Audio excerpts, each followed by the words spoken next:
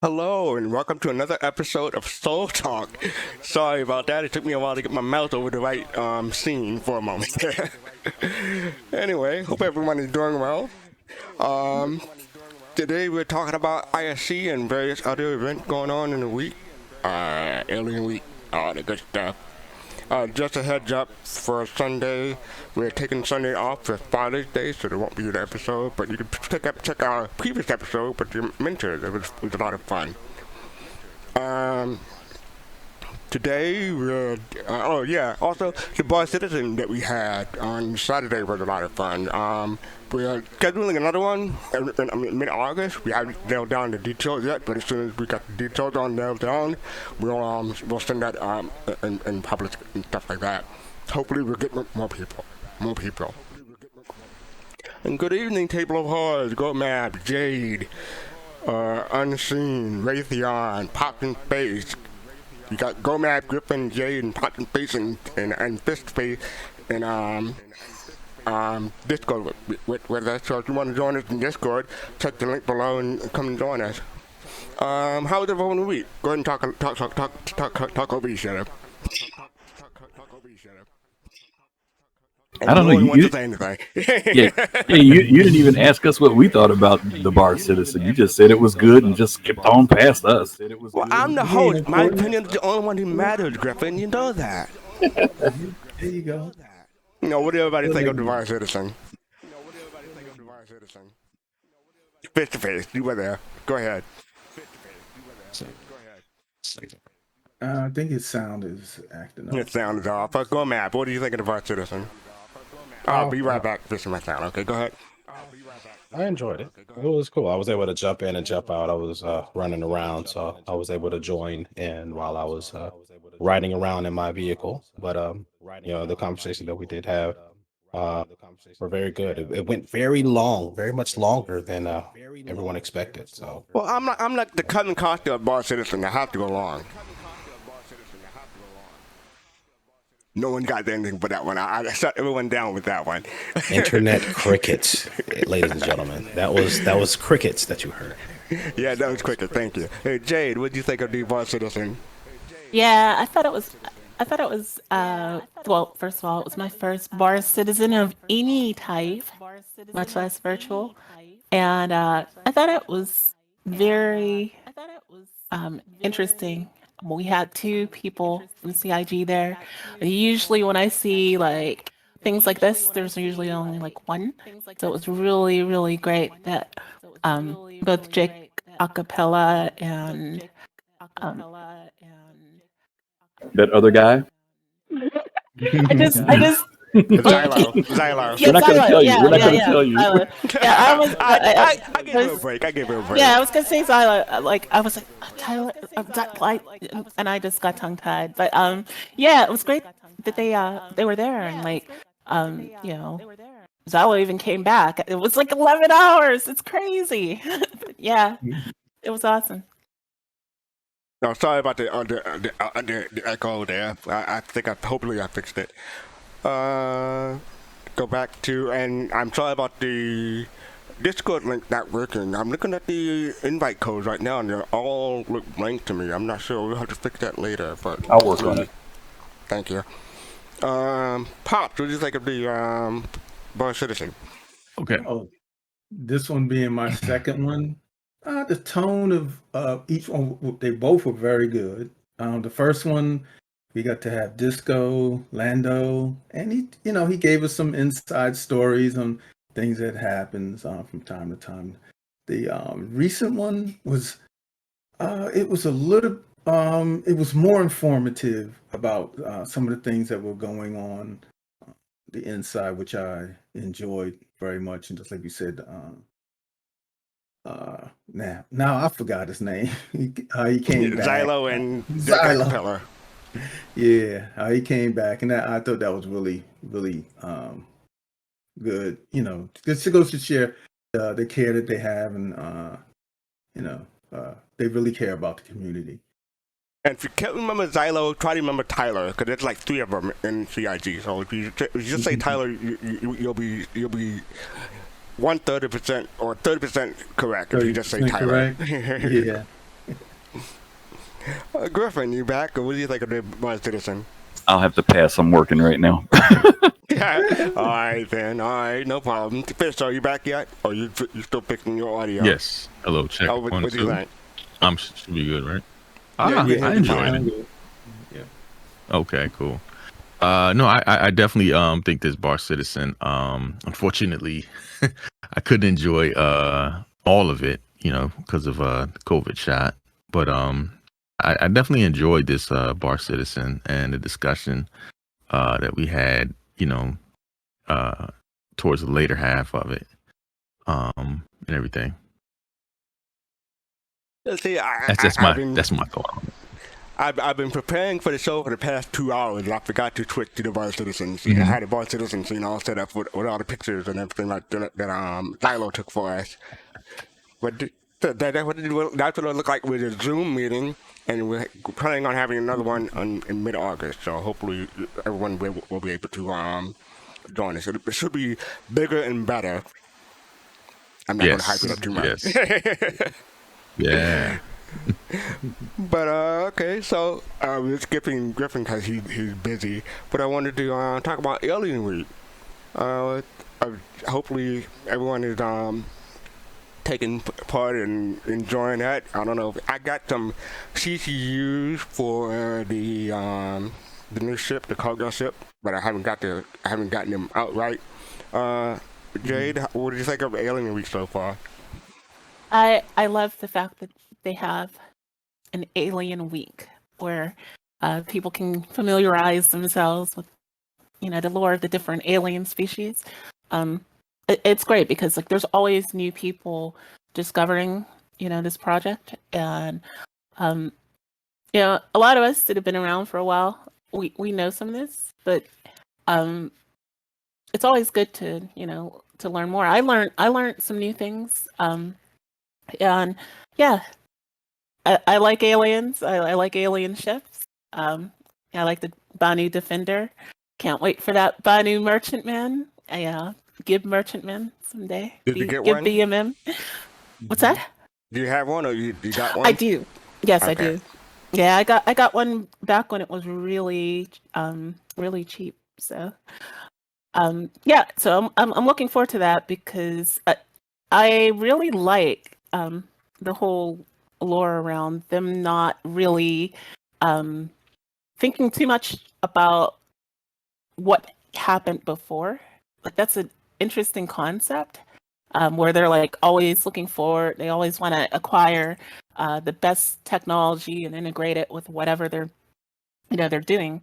And the whole idea of how they have these guilds called Sulis, that it's going to be really interesting to interact with them in the game when they're in the game.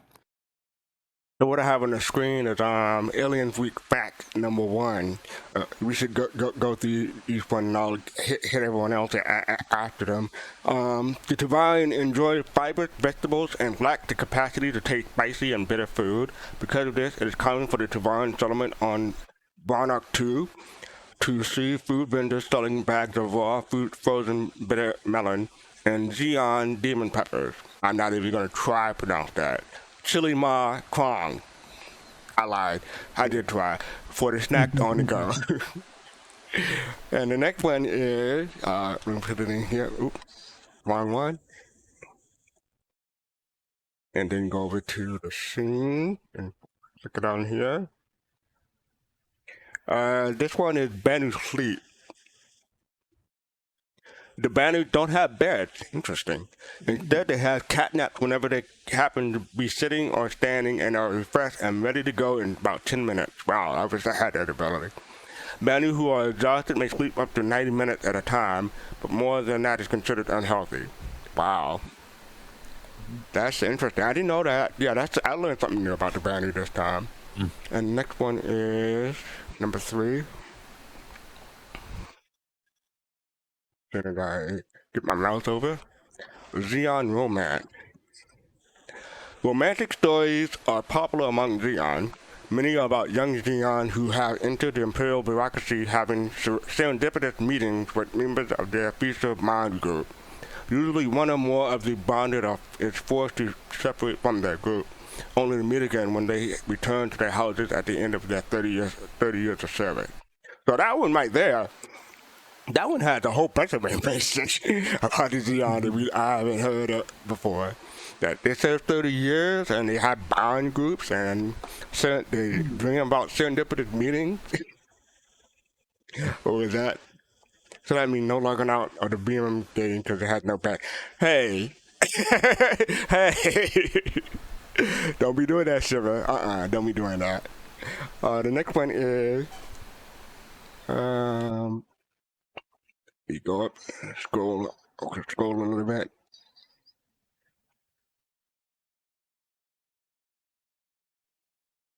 Banjul and the Vacuum of Space, number 4. Banjul are capable of surviving the intermediate periods of time in the vacuum of space during firefights with the UEE, such as the Battle of Vega 2. They have been observed in pulling themselves along the surfaces of ships without any protective gear and with no signs of distress.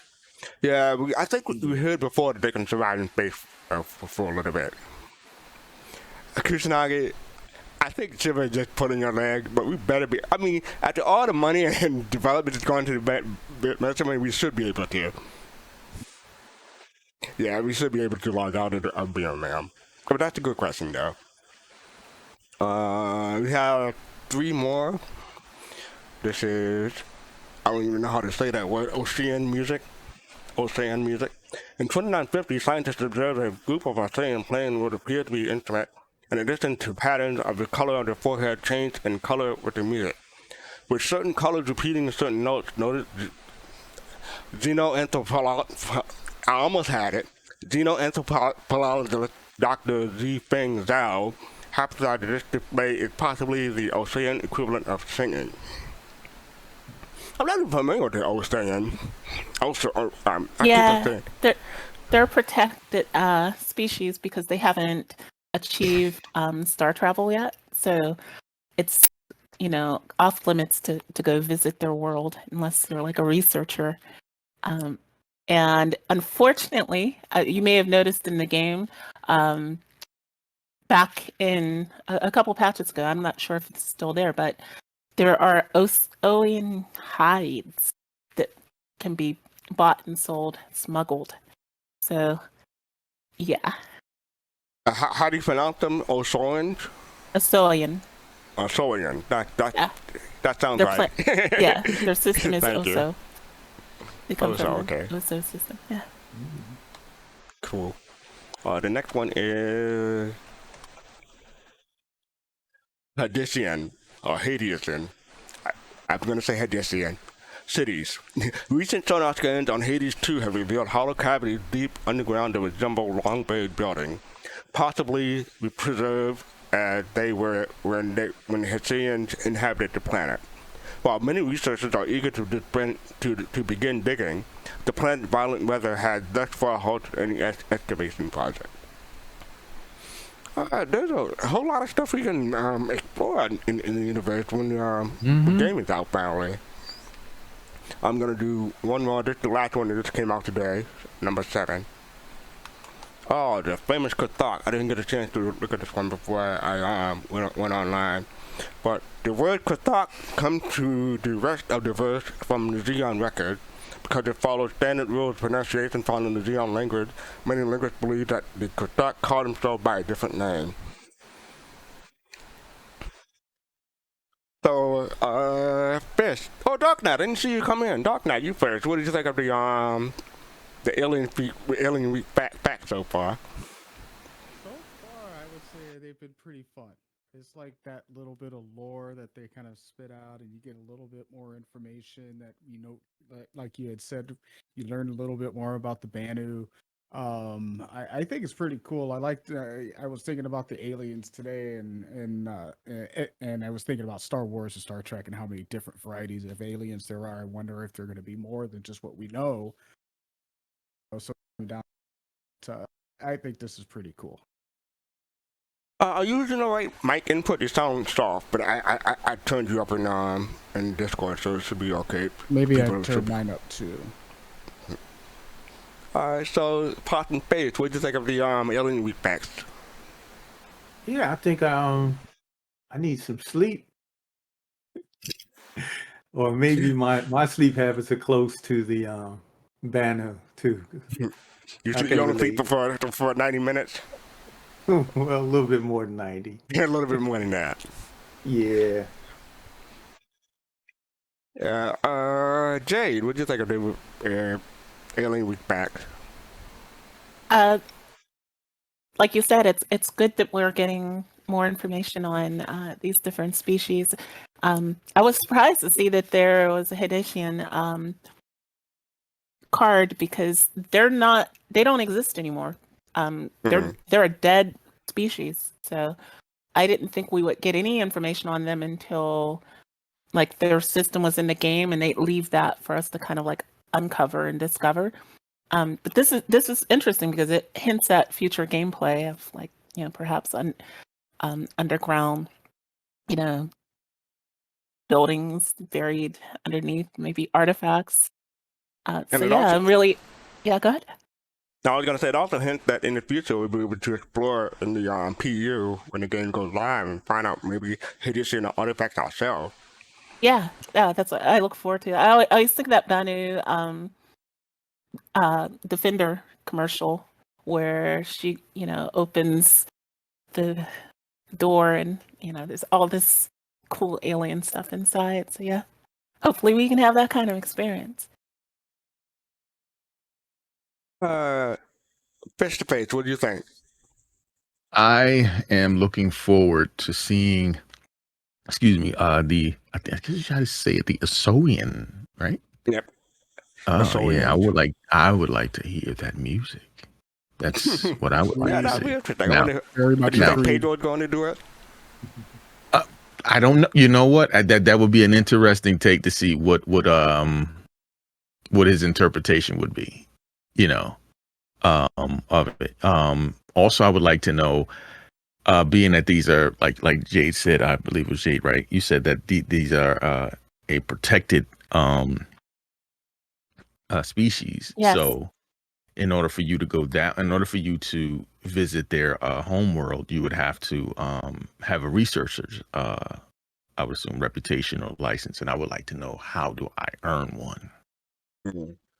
Yeah, that'll be some interesting gameplay. Maybe you'll have to have done a certain amount of science in order to earn that. Yeah. Hey, Pop, you were saying something? No. Okay. Also, I guess. go ahead. Sorry, Chris. No, I was just going to say, other thing that intrigued me as well was the Vandul, them being able to live in the vacuum of space. So for I think it said a period of time. I didn't say short period of time, but it said undetermined. Indeterminate. That's the word they use. Indeterminate. Right. So that's interesting because they have no fear of being blown up in space then now. So they can go blown up ham. is different from being blown out. Well, yeah, I guess what I should really say is being disabled in space, because if they can survive, long enough, then their fear is not as high as ours. So if they lose atmosphere in their ship, perhaps, and they're Right, able to exactly. survive out of atmosphere. So I'm like, man, Well, the vacuum of space, that huge one we saw in Spaceballs. It's been a while since I've seen Spaceballs. I don't catch that one. That's the only one is like that I don't remember. Sorry about that. Okay. Wait, what is it? Say it again, Fast Car? Table of Horrors, that was the vacuum of space, that huge one, and we saw in Spaceballs. Okay. Do you remember the scene when the big, I guess, I don't know what they called it. Right. Oh, Suck to Blow. I remember that now. There you go. Yeah. Druidia. Planet Druidia. Sorry. I'm old, okay? It's okay. Your password is probably 1, 2, 3, 4, right? Yeah, exactly. I got to change the password on my 2K. Now, we can get started on that and go hold down the rabbit hole with that one. Let's continue on. Go, Matt. You there? I am. We take up the Alien Week facts. I know somebody said it in chat as well, but so if the Banu don't sleep or they stand up to sleep, does it mean that their ships don't have beds? And so will Yeah, that that's it. mean the Banu merchantmen don't have a bed? See, that's what you and Shiva are trying to drive me crazy on right now. I'm not gonna have it. I mean, because we've seen the concept art, and they had crew quarters, habitational quarters. So I'm thinking that they converted them for human use. Well, There's I mean, beds in the Defender. is there beds in Oh the yeah. defense? So Yeah. so all right, so Yeah. so Yep. so that to me, you know, it makes me question that lore. It's like, did the Banu make a ship so that humans could be comfortable, or did No, we retrofit it in order to fit our, you know, rest needs? I think it's It's the retrofitted. latter. Yeah.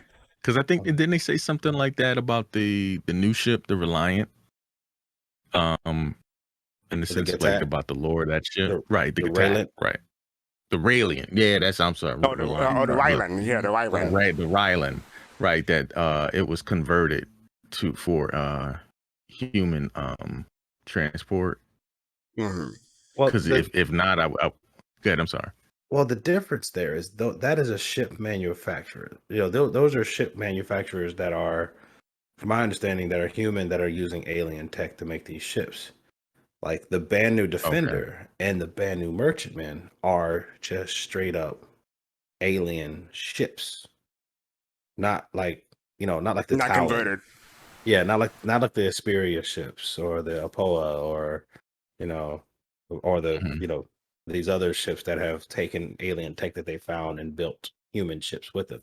So it's just But curious. also, well, also remember that the Defender passed down, not the Defender, the Mary Merchantman it passed down through generations. So not every ship is going to be the same because, you know, generations of people have had it and catered to it for their own use. So who's to say that some of the brand new merchantmen that we're going to have in our own hands haven't passed through human hands in a while, and other humans have converted it along the way.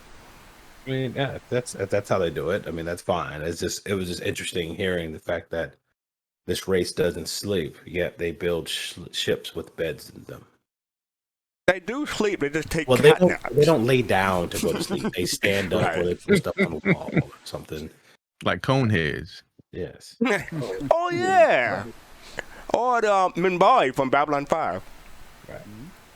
So I just found that interesting. You know, I wonder, you know, if there's going to be like another like lore paragraph somewhere in the future that explains beds on the Band of Merchant. I would imagine so. They kind of sort of dealt with this. The Bunny like to go out of their way to make humans feel comfortable. In fact, I think there's one of their worlds where there's a section that they set up just, you know, for humans to exist in, because they can tolerate a much different temperature range than we can. Okay, Yeah, that so makes sense. so that makes sense. So they made the merchantmen more comfortable for us Yes. long sleeping humans. And the other thing is to learn about vegetables and snacking.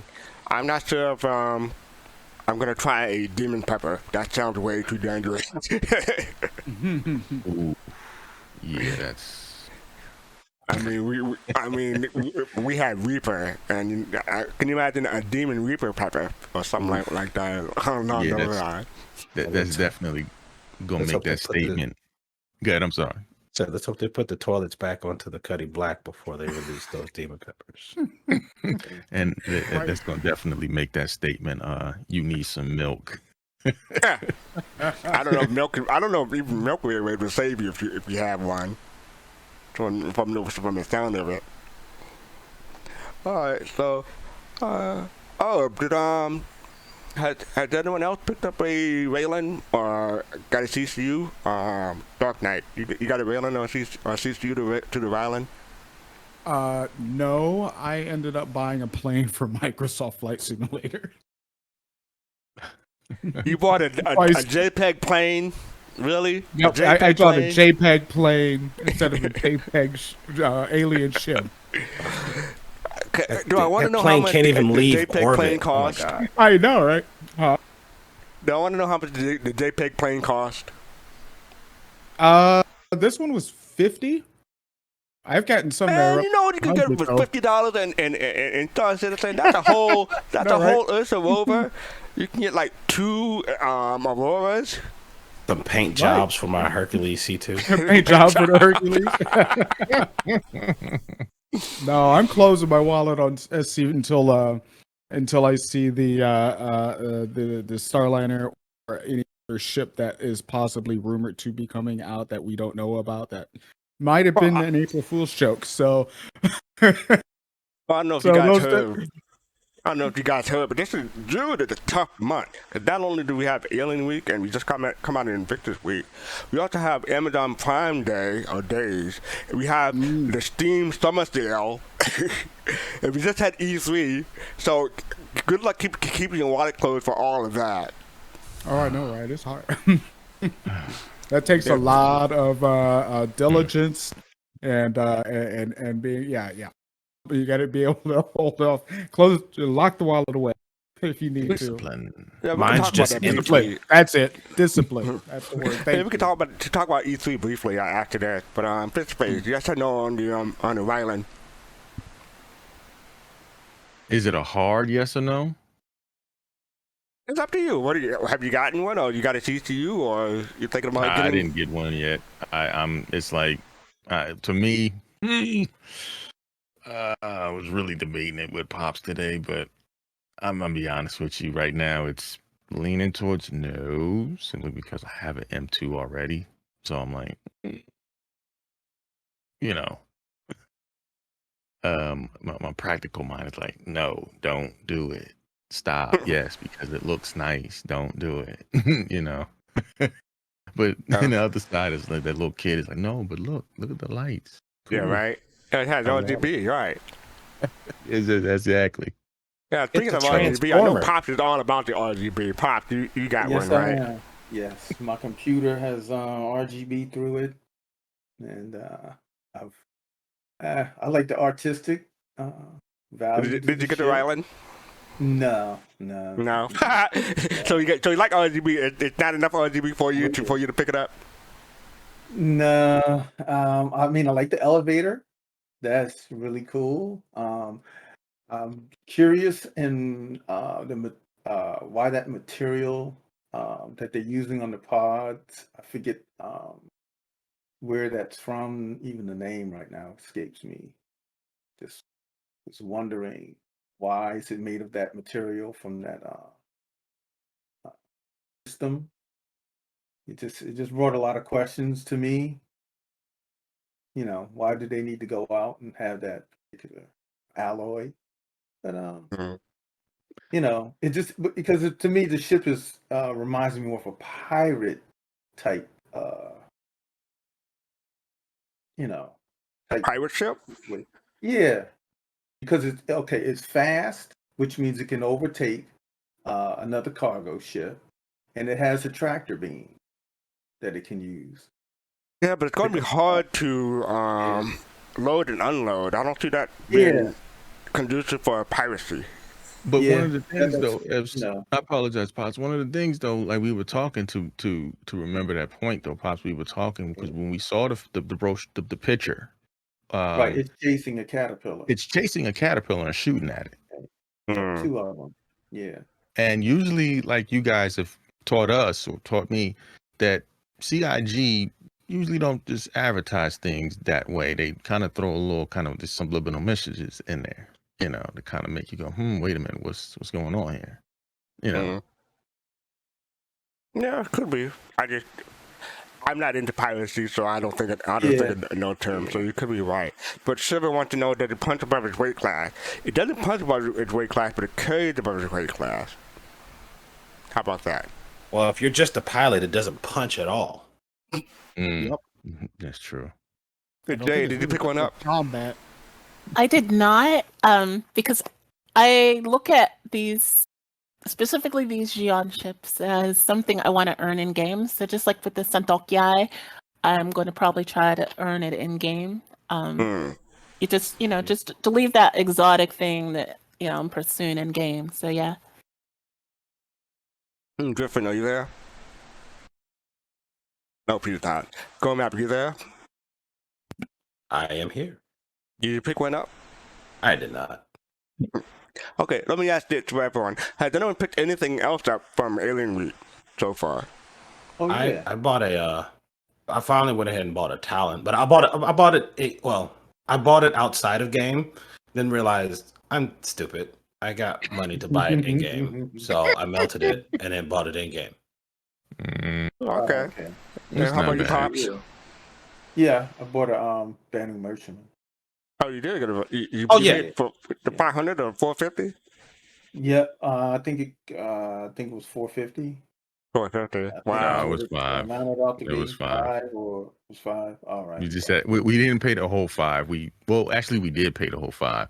It just was, the progression of CCU all the way up. That's all. CCU. Yeah, the CCU from the Hercules C2 to a BMM was $50.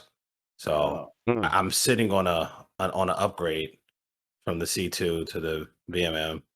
So yeah, I picked up a C2 CCU because I want to back up in case the Merchantman isn't all I've dreamed of to be, but I think it will be, so I can just melt it later on. I mean, it doesn't really harm me to have a backup plan, so I bought a C2 CCU. And Dark Knight, you said you were talking. Did you get something else besides the Ryland? No, I didn't. I'm kind of on the same page as Jade. There's some of these ships I'm thinking now I'm going to end up picking up in game, and just if I really want it, I'll pick it up in game. At the present moment, I don't see a need for any alien ships right now, other than just to fly around and have some fun with. But no, yeah, I'm on that same side with Jade and Go Map. You mentioned it's just pick it up in game for me. No, it's not. That's not Shiver. That's Table of Horrors. Who's known as Shiver. Okay. Oh, did I just out you, Shiver? Did you not want that public? He and I go way back. I love messing with him. Okay, so real quick, E3. Did anyone watch? Okay, let me ask a specific question. What was your favorite game that you're looking forward to from E3 so far? Dark Knight. Or did you not? Okay, so I didn't pay a lot of attention to it so much, but I do know that Bethesda put out that Starfield. I'm kind of interested in it just because obviously it's another space game and we love our space games, so I'm interested in seeing what they do with it. Is it going to match up to, say, a Mass Effect? That's kind of what I'm looking at it as far as competition goes. It's not going to stack to Star Citizen level, but it might get to a level of something like Mass Effect Andromeda or something. So I'd be interested. Oh, you don't want to say Mass Effect Andromeda. That's a bit. I know people get all salty about Mass Effect Andromeda. I'm playing that game right now. It's actually fun, but I think people got salted early when it first came out.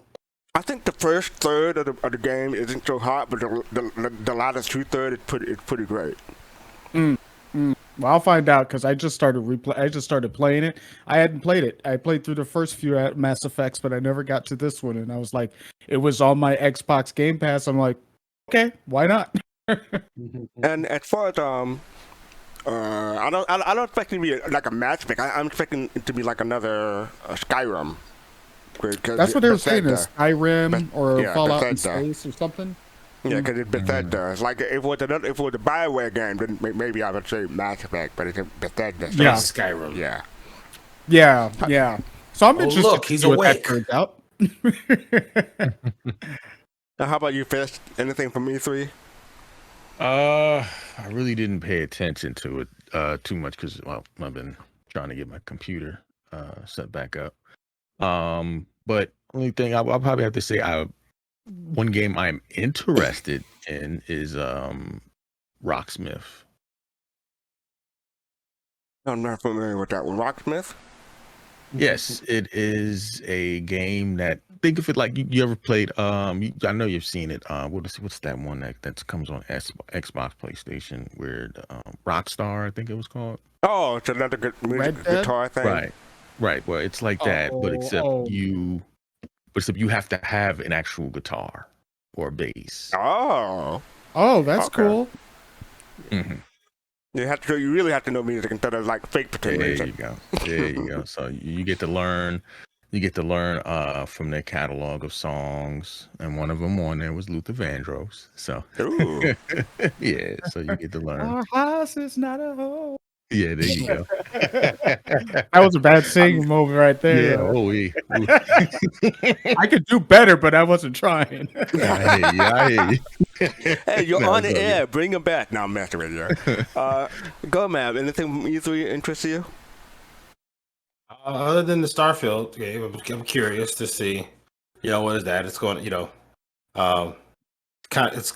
kind of made me chuckle a little bit that all the Sony PlayStation 5 folks got upset, like, hey, we can't play it.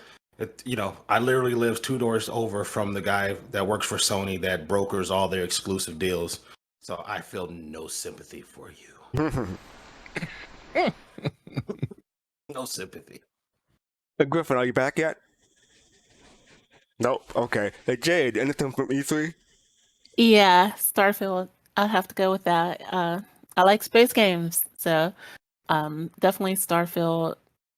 We've heard a lot about it, and I can't wait to see exactly what it's going to be like. I never played Skyrim, but I have a good friend that has played Skyrim, and she's looking forward to it too. So yeah, Starfield is the only thing that really I was super interested in from E3. And you, Pops? Besides Rocksmith and Starfield, what was the game we always played? The shooter that they were Oh, showing, yeah, that's right. I forgot. Rainbow Six. Rainbow Six. Yeah, that's yeah. Yeah. I might be The only glued to thing is that I one. wasn't really pleased about the graphics, but maybe the gameplay will make up for it. Is Tom Hey, Clancy Oxy. still involved in it? Oh, I I don't know. got it. I don't think he's writing the stories. I think this is more of I don't think it's a storyline driven this version of the game. I think this is more of going in as a squad, and then you take out the alien. So it's more of a this one is PvE. Alien. This one's the Yeah. Alien. This one's really the off So- Earth, I think. So the game that caught my eye was, I'm going to see if I can find the image real quick. And yeah, that one's good enough. I'm going to drag it over. Oh, that's not the right one. Image. And new tab. It's Forza Horizon 5. Oop, didn't mean to do that. It's Forza Horizon 5. I'm going to drag this up real quick. And I'm really into racing games. Okay. Well, I mean, I can't say I'm really into. I'm more casual, more than casual into racing games. But I This played one Forza does look Horizon pretty 4, so I'm really looking forward to Forza Horizon 5. That's the number one game that I'm looking forward Okay. to. That comes out in November. That's going to be a fun one. I look forward to that one too. I'm a big fan of racing games. Hopefully, it'll come out with the new motorsports coming up sometime. That would be really nice to see. Yeah, I don't know about motorsports because I personally prefer the more open world ones. The motorsport ones are more enclosed, so that doesn't appeal Yeah, to it's me more as much. sim. Yeah, it's more sim than Horizon's a little more casual sim. Right. Yeah. So that comes out in November. The other one honorable mention is coming out in really a few days. Dark Alliance. It's a Salvatore IP of characters. So I'll be checking that out. I'll be checking this and that on X Game Pass or Xbox Game Pass because you can get it for like $1 or $3 for like 3 months. So it's really Gotta it's love really Game good deal. Pass. Gotta love it. It's a great deal. It really. I'd probably Yeah, have to say though too. I just remembered one. go ahead. Amazon picked it up. I think as a publisher is Lost Ark. I mean, I've played it somewhat already, but that's just something I would like to, I guess, do casually when it comes out again. Cool. Yeah, there are a few games, but I'm just gonna limit it to Dark Alliance and Forza Horizon 5 at the moment. But all of these three were pretty interesting. So if you haven't got a chance to check out some stuff, check it out. Maybe you may find some games you're interested in. And like I said, they had the Steam Summer Sale coming up soon, so maybe pick something up cheap. If you, I'm in a position where like all the games that I've wanted, I picked up really. So there's nothing, not just new. So the Steam Summer Sale doesn't really do anything for me. How about you guys? I'm sure I'll find something in my Steam library during the summer. You know what, MC? I'm trying not to tell myself that I need to. Well, let me say that I need to go buy something because it's on sale. You know, I'm trying to really be disciplined, so that's the reason why. Oh boy, because you see that sale sign and you're like, oh, okay, well, ding, ding, ding. Yeah, I know what you mean. Yeah, All right, so let's get to what we're all here for. Today's Inside Star Citizen called Dynamic Range, Spring 21. Bring that up real quick. Hopefully I got everything shared in the Discord. Yeah, I do. So let's check it out.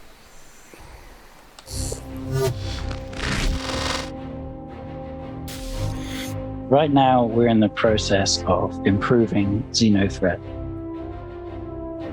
One of the reasons we want to do this event again is because we've always known our community is fantastic. They need a chance to play together, and that's what we try to do with this. Dynamic events are things that draw people into the game. They could be large, they could be small.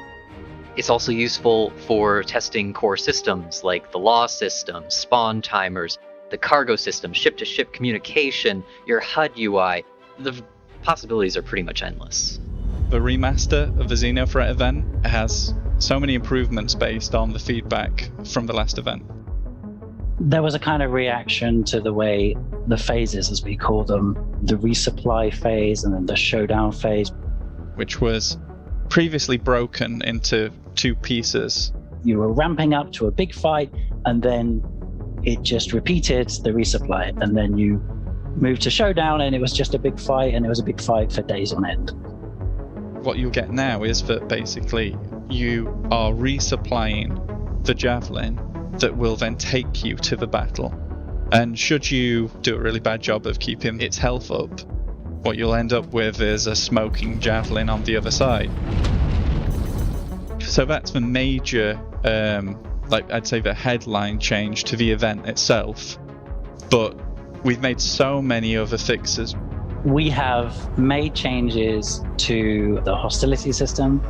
The AI would remember that you'd done something bad to them, and even if they were busy, say the javelin was busy fighting Xenothreat, it could be like 15 minutes, half an hour later, that it remembers, that you're someone who shot it and starts attacking you, and you have no idea why. Now we've put this decay in, what it means is if you do go above a friendly fire threshold, you will turn hostile. But that the length of time you'll remain hostile will depend on how many times did you sustain fire on them. We've also massively reworked the way friendly fire works, because previously there was just one set of friendly fire for everything in the game. Now it's split into AI, which we're much more lenient with, and players, which we obviously have to be a lot less lenient with. One of the other ways we'll be improving Xenothreat is with new dialogue. We had players who weren't quite sure of what they had to do from moment to moment. The game is so deep, but maybe people aren't understanding that. Like, 'cause it's the first time we've done it. Like, you can scan these wrecks and you can see that there are still cargo aboard and that there are enemies aboard before you even go on. Because that was one of the big complaints, like they'd get to a wreck and find it empty. So there's now dialogue lines reminding you can scan these things before you're even anywhere near them. One of the main criticisms we got was that there were no rewards. We're now going to be giving rewards based on reputation, because we've added reputation to Xenothreat. With the addition of reputation, we're able to start using that to build reputation with the CDF, the Civilian Defense Force. And like, the more missions you do, or the better you do within missions with these events, the higher you'll go up through the standings with them. And depending on what standing you're at, when the event ends, you'll get various different rewards. So we're really looking forward to having the event work alongside all of the new systems we have coming online, plus all of the things we've added to the event itself. So we have, alongside, we're going to have the capacitors, we've got new scanning and pinging. It's not just an event, it's not just a weak event that we then throw away or anything like that. We have continued to work not to improve Xenothreat, but to improve the next fleet battle. So our next dynamic event is going to be Ninetails Lockdown. In Ninetails Lockdown, the Ninetails criminal gang is going to lock down a space station under the control of Crusader security, and both sides will then recruit players to help them to either end or continue the lockdown.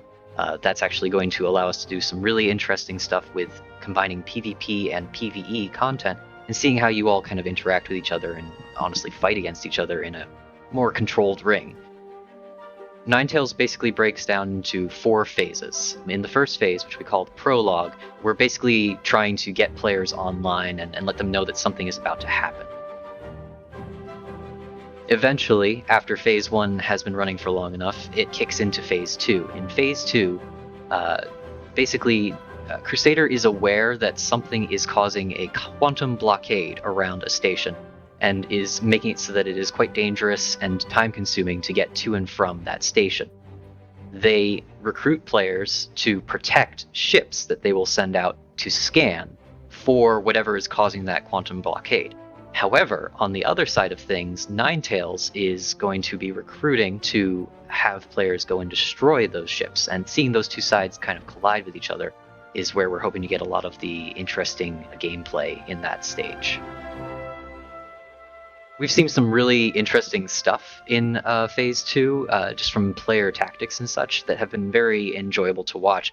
For some of our QA testing, actually, they employed at one point, because the scanning ships are somewhat fragile, a hammerhead is almost a shield wall, physically blocking missiles and fire against those scanning ships, and deploying chaff and such in order to reroute the missiles, which made for some very interesting tactical discussions right before they would test for that day. We're hoping that players will begin to develop similar strategies in order to counter each other in this more sandbox style of PvP. As for phases 3 and 4, I'd love to give you more detail, but Jared won't let me. We want to leave some things for you guys to discover, and there are little pieces of content scattered throughout the event that aren't going to be explicitly handed to you or told to you in a mission description that I'm really excited to see you guys discover as you're playing through this over and over. It is a smaller event. It is only going to last for about 3 to 4 hours, most likely, be completed over the course of an afternoon, and it is the first of many events that we're hoping to kind of build into a stable of these smaller events so that we can make it so that this weekend is that one, and the next weekend is the next, just to keep players coming back to the game. Ninetails Lockdown is slated for release with 3.14. We hope to run it several times throughout the course of that patch, and in future patches as well. We're really excited to see you guys play it. We're excited to see which side you pick, be it Crusader or Ninetails. And coming up next, Jumptown 2, so keep an eye out for that. Perhaps one of the biggest additions to the Star Citizen universe this year has been the inclusion of our new dynamic events system.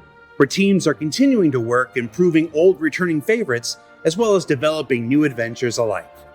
And yeah, we're going to talk about Jumptown 2 when the time is right, don't you doubt it. But before that and up next, it's Sprint Report time, so let's get to it. Okay, we're back. I'm going to go get this on loop real quick. Put it on mute. Let's go with Jade first. What do you think of the Inside Star System so far? The all the dynamic stuff. Well, I absolutely loved Xenothreat the first time around. So it's good to see that they're going to bring it back with improvements. I really am happy that they're focusing on these dynamic events.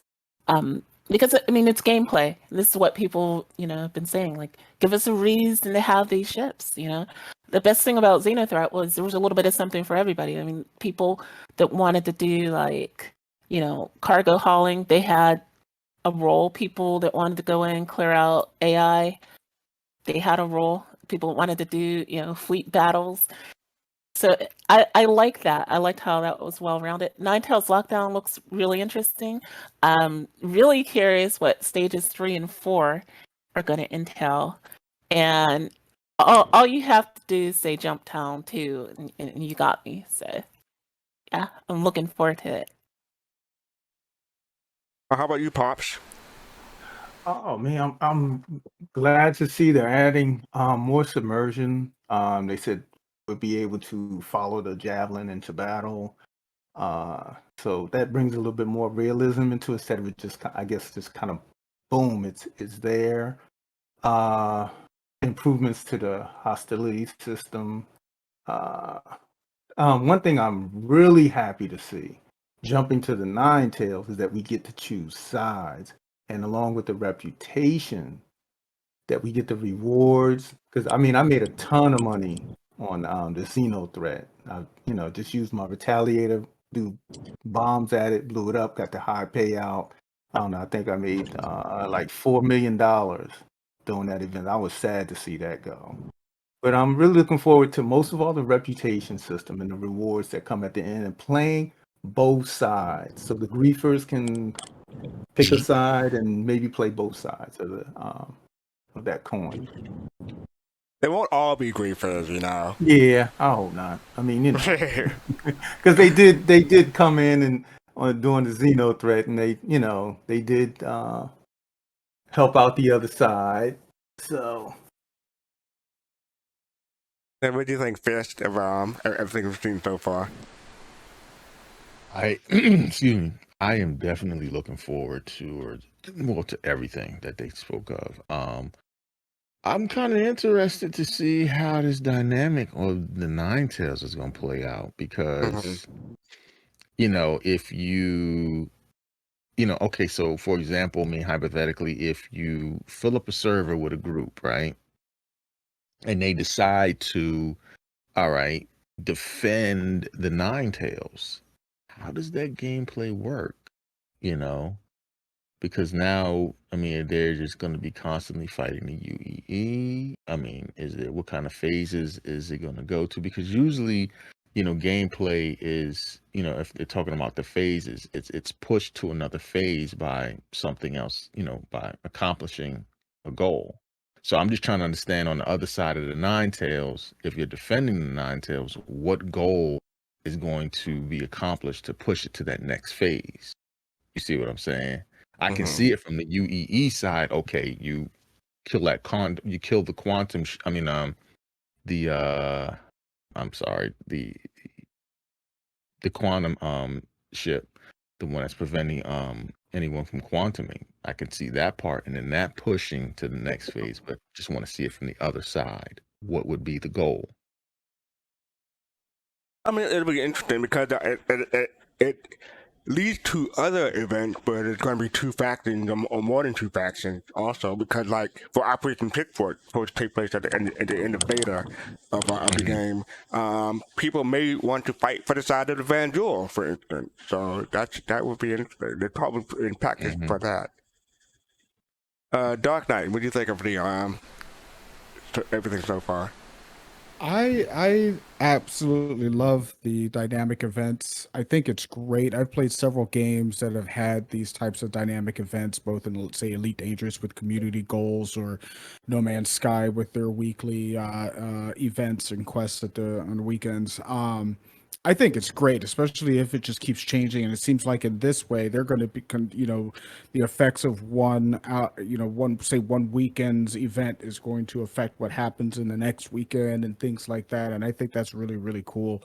And I think what they've done here with this is giving opportunity, like Jade says, to bring in some gameplay for people. I mean, and it constantly changes. If they can keep this constant dynamic event going, whether it's Ninetails or Xenothreat comes back or something along those lines, or other things just dynamically happen in the verse. We hear about it in the news and then it's over in Terra or something.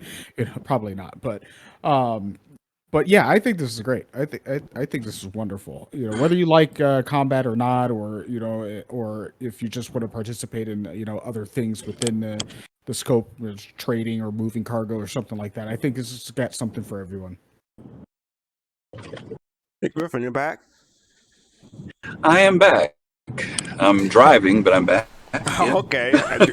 You were able to watch the Inside? Yeah, I did catch that part earlier. I think that the thing that caught me, which I'm glad to see, is that they decided to do that Xenothreat. I think they referred to it as remastered, which was good. I think this is kind of a reminder to everybody that when CIG releases something, I know there was a lot of people who were very excited about when they did Xenothreat, but there were also a lot of people who complained when it disappeared. One, the Popo coming after you. Yeah, I know. Or they thought that it was too short.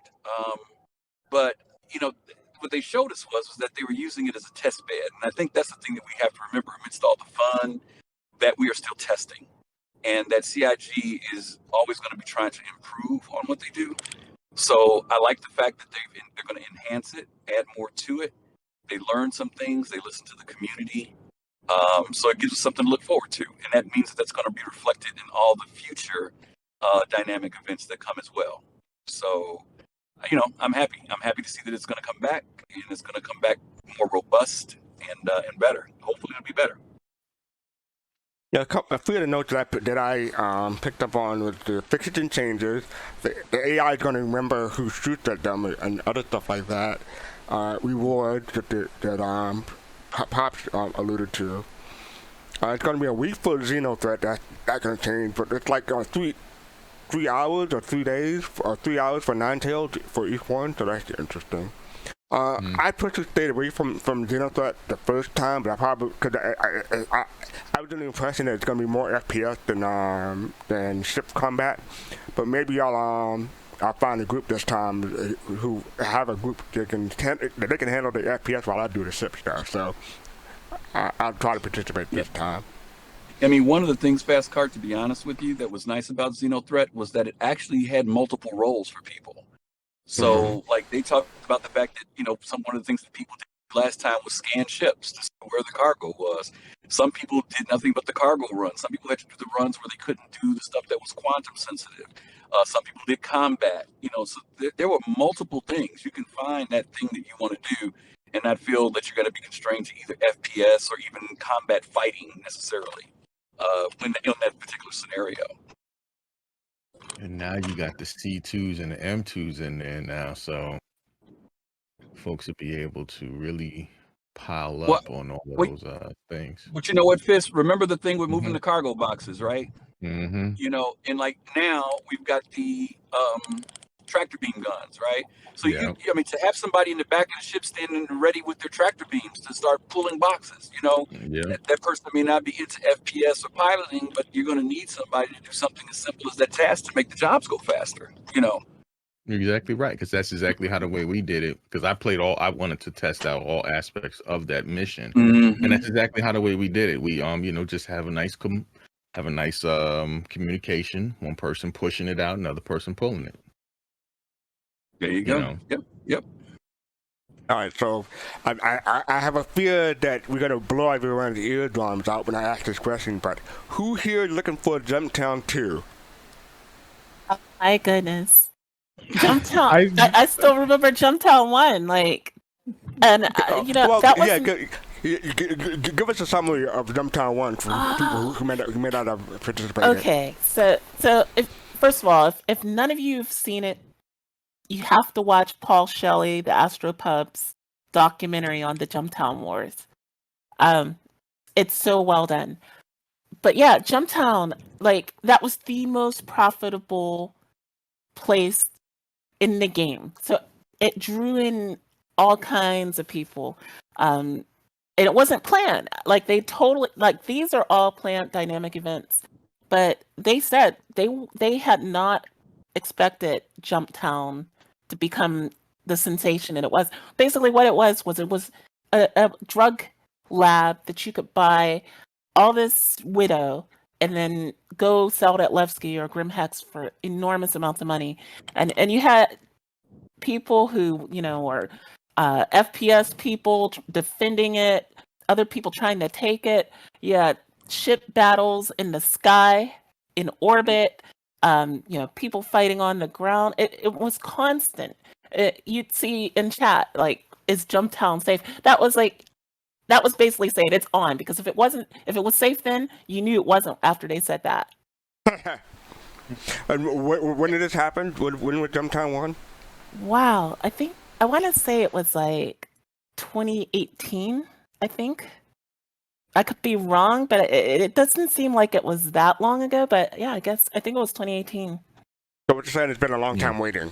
Yeah, it's been a long time, and a lot of people have been wanting something like that to come back again.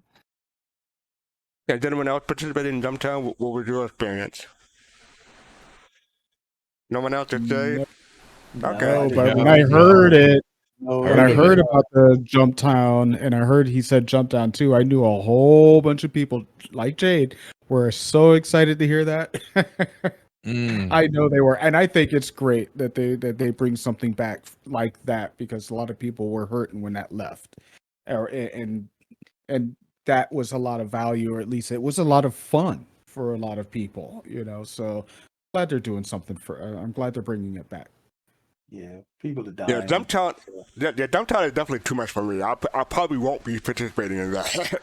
that sounds too intense for me. So I'll sit back and watch the streams and have fun with everyone else's enjoyment when playing it themselves. So yeah, that's for me. What if you could make some serious money though? Yeah. See, for me, money isn't a thing for me yet, because I know everything's gonna be wiped. Like if the game is actually live and everything, I don't want to say it mattered, but everything was persistent, like from patch to patch to patch, I would care more. But for now, it's like I'll jump in and have my jollies for a while and jump out. What's that? Is it the Reliant Core? No, it's not the Reliant Core. The Reliant Mako. That is the new ship. Yeah, I believe so. I'm gonna get a Reliant Mako, fly over to Jumptown 2, and just sit there and just take pictures. Just make sure you get an escort. That was always the thing back then. If you were hauling cargo or doing anything non-combat, you needed an escort. Need an escort, so I have an escort by my news van. Yeah. We are going to have a fleet of M2s and C2s coming through. Hey, there's my escorts. I got my org. I'm good. I'm just gonna bring my Mako over. I don't have one. I'll buy it in game. Yeah, you say you're gonna bring your news ship. I'm like, there's no way that's gonna last for with all the people around, especially when they're up to server limit. That just increases the chance of a news ship could just get blown away. Unless you like, don't shoot the press. You don't shoot the press, because they're gonna give you some kind. They're gonna put you out there, and you're gonna be known. And if you shoot the press, they're gonna be known for shooting the press, and somebody's gonna come after you. Don't shoot the press. It only takes one to ruin everything for everyone else. You know that. So true. So I wish you luck with that. I'm hoping I'm wrong, but I don't think I am. All right. So I think that's it for now. Let's continue. Go ahead. Is it okay if I throw a a link into the chat, or will the bot get me? The bot may hit you. Let me see if I can permit you real quick. Okay.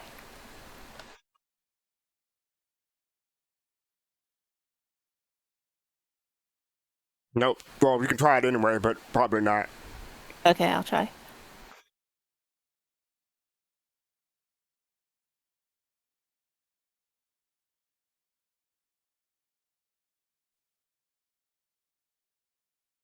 Nope, didn't work. Send it to me in Discord.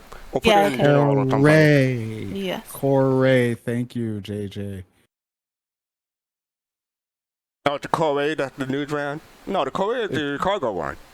No, I pronounced it core. He meant, and it's Corey. Thank you. Okay.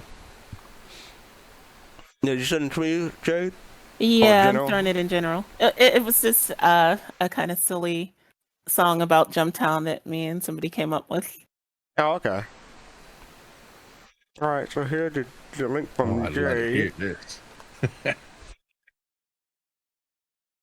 There we go. Yeah, I thought about it when he was talking about, flying around in the Reliant Mako, because like back then, if you didn't know if somebody was hostile, it didn't matter. You just fired. Like that's like one of the lines in the track. It's like the Klingons. That's your introduction. Just fire a shot. Yep. That means hello. Is it me you're looking for? No, wait. Wrong song. Wrong one. All right, so let's continue on with Inside Star Citizen. Report time, so let's get to it. Let's start things off by jumping back into the world of brand recognition and logo generation with this review of several new corporations making their way into the persistent universe alongside the related gameplay systems. Like Eclipse Mutual, the high-end personal health insurance designed to allow for a wide range of features covering everything from the number of times you can be cloned to a robust choice of replacement limbs, and all the way down to preferred hospitals to maybe even waking up in your own hab. And for those who want to know more, be sure you tune in next quarter ahead of Player Healing's scheduled release in Alpha 3.15. There was also a push on further developing the Tax Collection Bureau, a branch of the UEE government in charge of tax legislation, accumulation, and regulation. But don't worry if you can't pay. The UEE is always looking for volunteer service as a means of squaring your debt to the Emperor. Now at review time, it was decided option 4 was most in line with existing UEE branding and will proceed further into development. Then we've got Cousin Crows, which specializes in customizing ships with paint jobs and special modifications, as well as crew uniforms and accessories to deck your ship out with.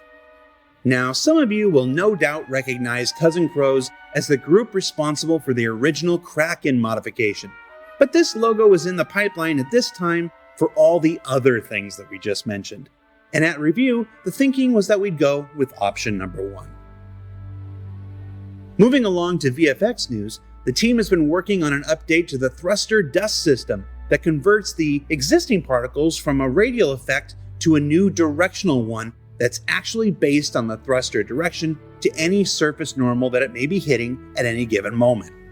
Now what you're seeing here is the effect changing not only by the raycast angle being perpendicular or parallel to the surface, but also by the strength of the thruster output, and soon by the type of the surface itself and the force of the surrounding wind volume. Now as they continue to push this tech towards its gold standard, this means the overall effect will be far more accurate to what players expect, and is one more way systemic systems are used to author the Star Citizen universe at every opportunity. In other VFX news, let's return to the current progress of shipboard fire in the verse. Oh, how I've missed you! With this look at directionality and how it can help inform the player about things like the spread or how it's being affected by the universe around it. Now in this sprint, the team was looking into adding more dynamics and interactability to both the fire and smoke, allowing it to be impacted by the various forces that may occur within a ship. What you're seeing here is a vector field being used to bend the fire in the direction of whatever force we want to apply. Here, switching between a simple radial force that comes out from the middle, to a more spiral force, and then back again. Now, the idea for these vector fields is to be spawnable from the particle system itself, making anything from fire extinguishers to full-scale room decompression act upon the flames in a realistic and expected way. We also have this brief look at signed distance fields being used to direct the venting of flames and smoke throughout the hull of a ship. And speaking of ships, work has begun on revisions to the Aegis Retaliator, bringing it up to the gold standard, including changes to the internal metrics needed for successful NPC traversal, moving the docking collar, adjusting the lift dimensions, and more. Work also continues on the Aegis Redeemer gray box interior, with these looks at the remote turret bay, further changes to the habitation section,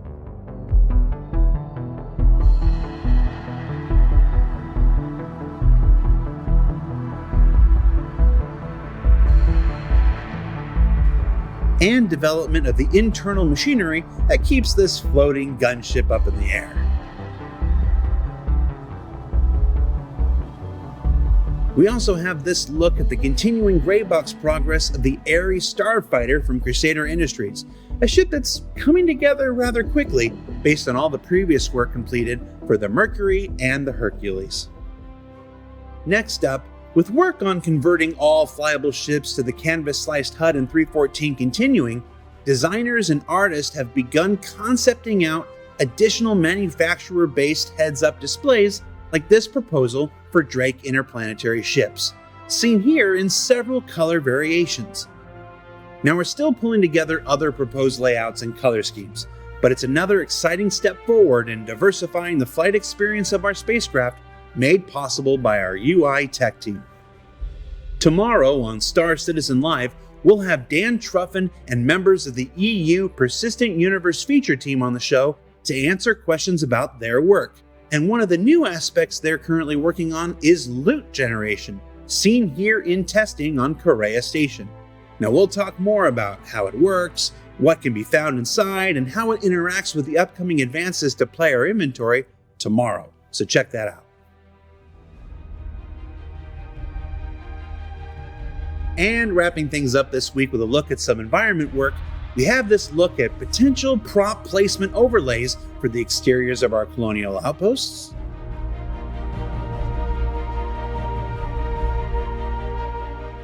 an early look at white box progress of the hospital being built out for Grimhex,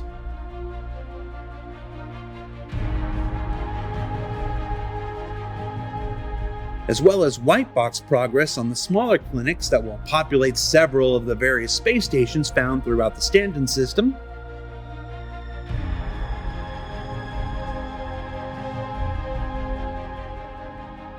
and lastly a look at the continuing lighting paths going on throughout Horizon, the upcoming landing zone for the gas giant Crusader.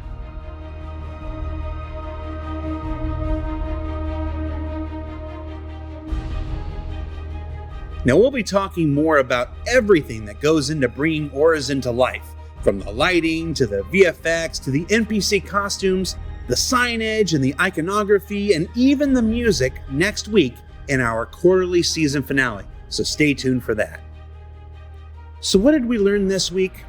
Well, we learned that dynamic events are not only a fantastic way to add activity and conflict to the players in the persisting universe, they can also move story and features forward for development and provide much needed and essential testing opportunities that may not arise as frequently on their own.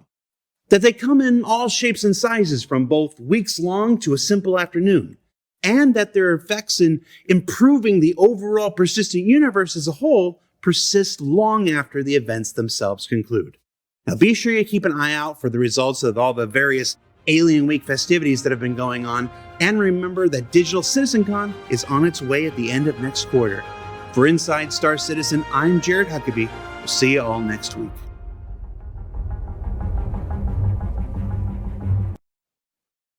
All right, I'm going to put that on loop real quick. Jade, you're up. What do you think the last half of SCL? I'm sorry, Inside Star Citizen, ISC. Yeah. Wow, there was a lot of info there. Yeah, I would type it in too. I was like, there's a lot. Go ahead. Yes. Well, I'll start with it's Orson is looking really, really good in that lighting pass. As far as the insurance and taxes, like this is getting too real now. Like, but That's coming it out to definitely you adds that. in game and in real life. Yeah, right. So like, wow, yeah. So like, are you gonna be pursued by the UE? You didn't pay your taxes? No. Yeah. Hey, I'll just be hanging out in the Nick system at Levski when they bring it back. I won't need to worry about that. But yeah, I like that they're adding, a bit more depth to the game that way. Dark Knight, what do you think? Oh, let's see. I thought it was cool. So first, I'll just kind of go because I also had to make some notes because there is a lot. But first, I'm a graphic artist by trade, and I got to comment on the logos. Yeah, I'm not 100% on those. I mean, they look okay, but they could have done better on the logos. I get where they're going, but that's just my opinion. How would you improve on the logos? How would you improve them? A lot. There's just different ways I can improve it. There's font choices, color choices, just so many different ways it could layout. So many different ways. I do think that first one that they showed, I think it was the one for the insurance company. I think what was it? I can't remember the name. It was the very first one that they showed though, with the star at the top of that one looked pretty good. That was pretty decent. But was it the one with all the Creative Chicken? I don't remember. I can go back and look. Look. Yeah, I'll have to go back, but don't worry about it right now. But yeah, they could do better. The thrusters, cool effects. I thought those were awesome. It's nice to see those things. Why are they always trying to burn down a 600i? It seems like every time they're showing fire, they're trying to burn down a 600. Are they trying to say something to us? I'm just My asking. theory is that they're trying to raise Griffin blood pressure. That's the only reason why they do that. Me too, man. What they do it every time they do it. But the other ships, the Ares, man, that looks sweet. I love to see that Ares sitting on the pad. That would look really, really cool. So I'm excited to see that in person. But otherwise, everything else looked pretty good. I like the R&R clinics that they're going to have at the space stations. I think that's going to be pretty cool. And then of course Orison. Can't wait to see what Orison looks like. They so far confirmed, as far as we know. I think it was a tweet Xylo had put out that said, "Yeah, it's coming." So I'm looking forward to it. This is gonna be cool. Right, just so you'll know. Oh, go ahead. We only do the 600i because they know if they can burn that up, everything else will fall apart easily. So that's why they. That's it. That's it. You had an answer. I was not expecting that kind of answer, but yeah, coming from Griffin, that does fit. Hey, Pop, did I hit you yet on the latter part? Oh no, not yet. No, go ahead. Okay. Well, mine is two things. Basically, I'm happy to see my Ares Inferno coming, and then Redeemer coming in. But I have a question for anybody that can answer.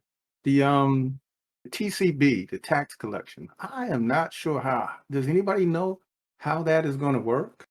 Or is this because this is the first time I've seen it today? They've talked about taxation before. In fact, there's something you'd pay tax on now. You pay a transaction fee when you use your transfer money to people. Yeah. Right. Oh, okay. They hit you for 4% or something like that. If you want certain services from the UEE, for example, you own land and you drop a marker and you want to be protected, right? You think they're doing that for free? No. Yeah. From the goodness of their heart, Griffin. There's from the goodness of their heart. There's going to be taxation and not to be funny, but this dynamic of like Jade was saying and Fastcart was saying of moving into some real world things. And there may be some other aspects of gameplay where these things mean something. For example, when we're electing officials, if they start running on less taxes, more taxes, right? I mean, this is all can go into story and lore, whether they put a leader in or somebody who's in a certain system who's taxing people very heavily, right, for doing trade in their area.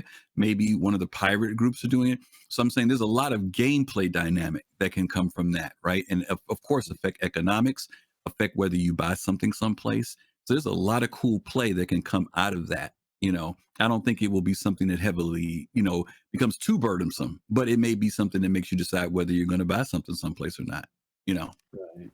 I just thought it. Well, I couldn't think of anything beyond the sales tax, but the land tax, action tax. Okay, now it makes sense. There's a lot of taxes in certain, like I know Eve has a very deep tax and insurance system, and you have to really pay attention, because if you're not really, if you're not on top of it, you lose something, and you're not on top of your insurance, it's gone, and then you have to try and go and get things back, rebuild this or that. You get very involved. I don't think Star Citizen will get to that level, but I don't, I see taxes being a thing. I think somebody had mentioned in a forum somewhere, they said that, you get taxed on certain cargo items, more taxed in, say, a secure area like Terra or Sol, you get taxed more. But if you want less tax, you go to a less secure place, but you are more risk, but you get more money. So it's, give or take. And Pop, did anything else cut your eye, Pops? I mean, all of it. It was a lot of information. The shading, everything. It looks gorgeous, but we're just being spoiled by Star Citizen here. But I'm happy. I like the. And Fist. Oh, go ahead. No, I was going to say the dust effect. Yeah. And Fish, what do you think? Excuse me. I'm looking forward towards seeing how this loot system they have going on here. They talked about how will that work with, because it seems like from what they demonstrated here, was that it looked like they showed someone going to a loot crate and opening up that loot crate and seeing what's inside of that loot crate through inventory, which is cool. I get it. Only thing I don't know, for me, my opinion would be with that was that when he selected the box and dropped the gun and selected the box, like the box just appeared in his hands. I was thinking that too. I was like, where the heck did that box come from? Not realism. Where did the box came out of nowhere?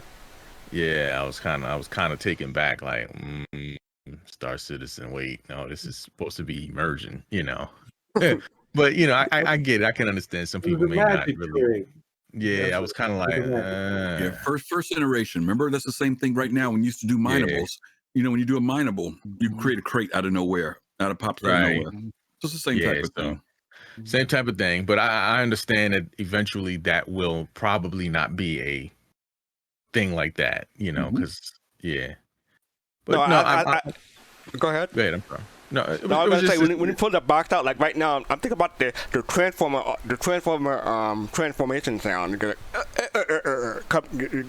what it reminds me of when you pull that box out. Right. Go ahead. But I was definitely interested when they talked about the insurance, and what kind of insurance you can get, and how much your premiums is going to be, and all of that stuff. So I am definitely look forward to see how what quality of care, what kind of benefits you get, and understanding that all of that stuff. Because also I know that how will that tie into medical gameplay outside of the hospitals that are on the planets, because the Endeavor is a floating hospital.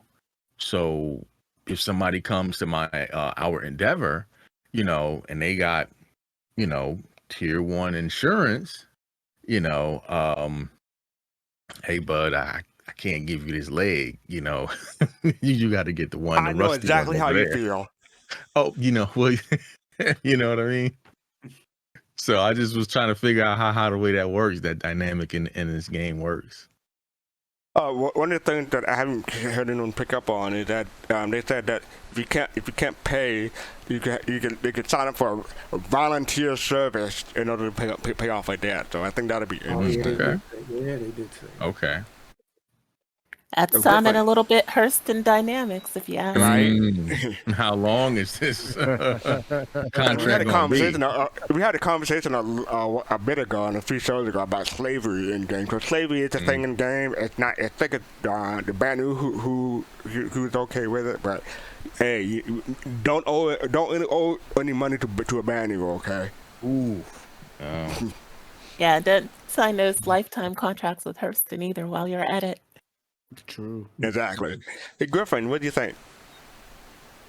Yeah, there was a lot there. Tax Collection Bureau was definitely interesting. I mean, anything with the economy, things that they're going to add in that we're going to be thinking about. The insurance, I'm very much like Fist. The insurance was interesting because they talked about the different tiers, levels, and they talked about whether you spawn in like the county hospital, or whether they said actually even spawn in your HAB. So it's all going to be about a matter of how much money you got. Whatever you can pay for is what you're going to get. And that's going to be insurance, not just for the health insurance dynamic, but that's the insurance on cargo. I mean, it's a whole bunch of dynamics that people are going to have to think about. We had this long time ago, we talked about operating costs. What does it mean to operate? That means even for you to go out, what is it going to cost for you to pay for your cloning? Which level of cloning are you paying for? And then, like you said, Fist, how does for the medical gameplay people, how does that balance out? Now, like in real life, if you don't have insurance, guess what? You pay with cash. You pay with cash.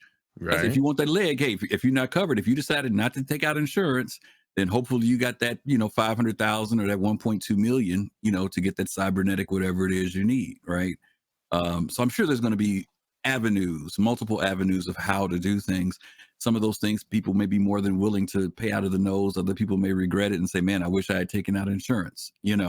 Some people will take a risk when they do a whole D, right? And if for the amount it's going to cost them to pay for that insurance, they may not want to drop it because the rate of insurance going into that particular system means the risk is higher, and they may be willing to say, you know what, I'll take the risk. And maybe they make that run and get in and it was worth the risk. Then maybe they make that run and they don't make it, right? So there's always going to be these different options of how to survive in the verse, and I think the more options they give us, the better, because then it doesn't get boring. I love all the options that they're giving us. The last thing I was going to say is the Retaliator. I was in it the other day. I hadn't been in it in quite a while, and I'd already seen some upgrades. And Colossal had mentioned that he's noticing they're doing some VFX stuff on ships on the back end already. And I hadn't been in the Retaliator in a while, and I saw some things in there that definitely I've watched it improve over the years because it was one of the first big ships I got. And I can already see some stuff that they've changed inside that ship. And I think you guys know they mentioned a couple weeks ago, they're widening the corridors so that they can have NPC traffic moving inside of it. And they're also talked about that new hatch. They showed it on the video, and they put a side collar in that ship now, which we didn't have before. There was a ramp on both sides, and now they've put a docking collar on that side. So it'll be interesting to see, what else they do to improve some of the other ships, because evidently they're trying to bring this, this unity of ships being able to use docking collars and stuff in the game. So let me bring this up real quick, and this is the you know what I'm hearing when I'm watching this? I'm hearing fire. That's what I'm hearing when I'm watching that. Anyone else? Yeah, ship alone. Actually, Griff, I wanted to ask you a question. Seeing the gold standard for the Retaliator, do you get a good sense of how they might gold standard the 600i? Because they had, made some pretty significant changes in there by adding in a docking collar and moving that around and things like that. Do you see that kind of change? I mean, it's promising because like for the Gladius, the gold standard dynamics was they did a rework of the finish a little bit, right? They glossied it down some. They made it look a little bit differently on the externals. They made the components accessible, right? All the different locations where there are doors and stuff. Now you can open them up. You've got the personal inventory area, all the individual component areas that can be accessed. The last thing that they haven't incorporated is the new Aegis HUD That's the last thing that they still need to put in, right? Right. But what's cool is that when we saw these improvements to the Retaliator, that means that they are willing to make physical changes, not just these certain cosmetic or small changes. So everybody's been crying out about the 600i, particularly the Explorer edition of it. The fact that the way the space is managed, the fact that they just feel the layout just doesn't represent maybe what it should be representing. You know, it's nice, but for it to be a quote unquote science ship, they're not seeing it as functional as it should be. So I'm sure CIG has heard that cry because it's been a cry for years. They've told us after they did the 890 and the Phoenix that they learned some things, that they're going to go back and look at it. So, we haven't seen a rework yet that we didn't like. Let me put it to you that way. So I'm looking forward to whatever they do to the 600i. Cool. Windows. Window, right? Windows. Side windows. Yeah, that's a big one. You know, that's the only one that I'm asking for, Pops, that I'm not sure will happen. But I just feel that luxury ships, that's something you pay for. And to ride on a ship and not be able to see space just takes away from the whole dynamic of it being luxury. You know, It doesn't even have to get be them windows. started. It could just be like a viewport. Viewport. Like Just a viewport. Yeah. Right. Yeah. But there needs to be, you know, I don't want to feel like I'm inside some space and I can't see the beautiful space that's out there as we're flying through it, you know. I agree. Right. Mm-hmm. Don't get him started on the Windows, because he's been harping on that for I don't know how long now. As long as I know them. I think they've learned, honestly, because if you look at the 890, you know, the way the Phoenix was, and then they took it to the 890. I have no complaints about the 890 with Windows. It's you know, almost every place you go there, other than the swimming pool, you can see outside. You know. So I'm gonna free frame on this real quick. What is that? This is one of the shots they showed in Origin. That's the space whale. Space whale. It's the statue of the space whale. I know, but why do you think that they're showing it in relation? Is that in the lore or something that I'm missing, or? Yes, it is. Yeah, It's called the. I think it's called the storm wall, which means like I think storm whale or something like that. Mm-hmm. And it exists in the atmosphere of Crusader, and you know, it's kind of like that statue or whatever. That's kind of like the big ball you see when you're in on our court. Area 18. Yeah. So it's like a centerpiece for the landing zone. Like, see, the thing looked so real. I thought it just put a real whale in picture as a Easter egg. I didn't know it was a statue. I didn't know that it was on top of that thing. I was like, what? That's they what I was talked about it missing. before. Yeah, you saw it when it was in white box, and that's what may have thrown you off. Yeah. But they, you know, again, that's their main thing. You know, the whole tour of being able to go out and take the tour and see space whales is going to be a part of the game. So I'm curious to see what they're going to mean in relation to gameplay. That's really, I think there's more to them than just, you know, I don't know if it's going to be a thing where if you harvest them, there's some rule, because obviously they're recognized by the folks at Crusader and honored. So if you go out there and kill them, I'm wondering, you know, does that do some bad stuff for you and your reputation? You know, don't kill the space whale. well, there are people who've already said this. What they want to do is to go out there and harpoon them and stuff. I didn't want to do that. Now, see, I didn't want to do that. I just wanted to go out there and mine on it. Right. That's what I thought they were. That there was minables on them. It was mineables. Am I wrong? Well, minables means you got to kill it, don't it? No, wait. What y'all harvesting off of it? Unless you get scales. It could be like a cow. What are you talking about? What do you scale and throw back in the water? Wait. I mean, like a barnacle would be on it. Maybe the skin has like special properties that you could. I can't wait to see him stop and let you scrape that stuff off of him. That's all I got to say. No, I agree. But like Star Wars have blue milk. Star Wars have blue milk. We're gonna have whale milk. How about that? I'll mention the blue milk. I have how seen big one of those things is. It's huge, yeah. I have seen whales actually come up to ships and actually like allow divers to go into the water and allow them to you know, take hooks out their mouths and take, you know, barnacles off of them. Yeah, so I've actually seen it. I said I want to watch you do it. That's all I said. I didn't say it was impossible. I just want to see it. So I'll be there. How about you, Fast? That was my question. I wanted to know. How about you? Will you be joining me for that? But before we do that, I just want to say thank you for Coffee for the 8-month subscription. That's a long time. Thank you for that. I appreciate it. And thank you for all the people who've been following and subscribing that I missed. And sorry about that. Go ahead. No, I was going to ask you, will you be there with me and us to go I'm sorry, to go harvest some minables off of the space whale? Are you interested? You can do that. I'll be over here in the back watching y'all. All right. You can come back and tell us your tall tale. How's that? Tell us your long tall tale. I'm gonna tell you my Captain Abe Hab tales. Yeah. I want milk the whales dead long. What you say, Griff? I'm sorry. What was you saying? You can tell us your long tall tale of how that whale took its long tall tail and beat the pulp out of you when you were trying to scrape it. Yeah, I mean, Coffee Gaming had an interesting. I called him his old name. Had an interesting question. He wondered if the whale is it's just the actual size of the whale. You think it's that's what we don't know. Might be bigger than that. It's just a statue. Yeah, it's a statue. It's bigger than that. Yeah.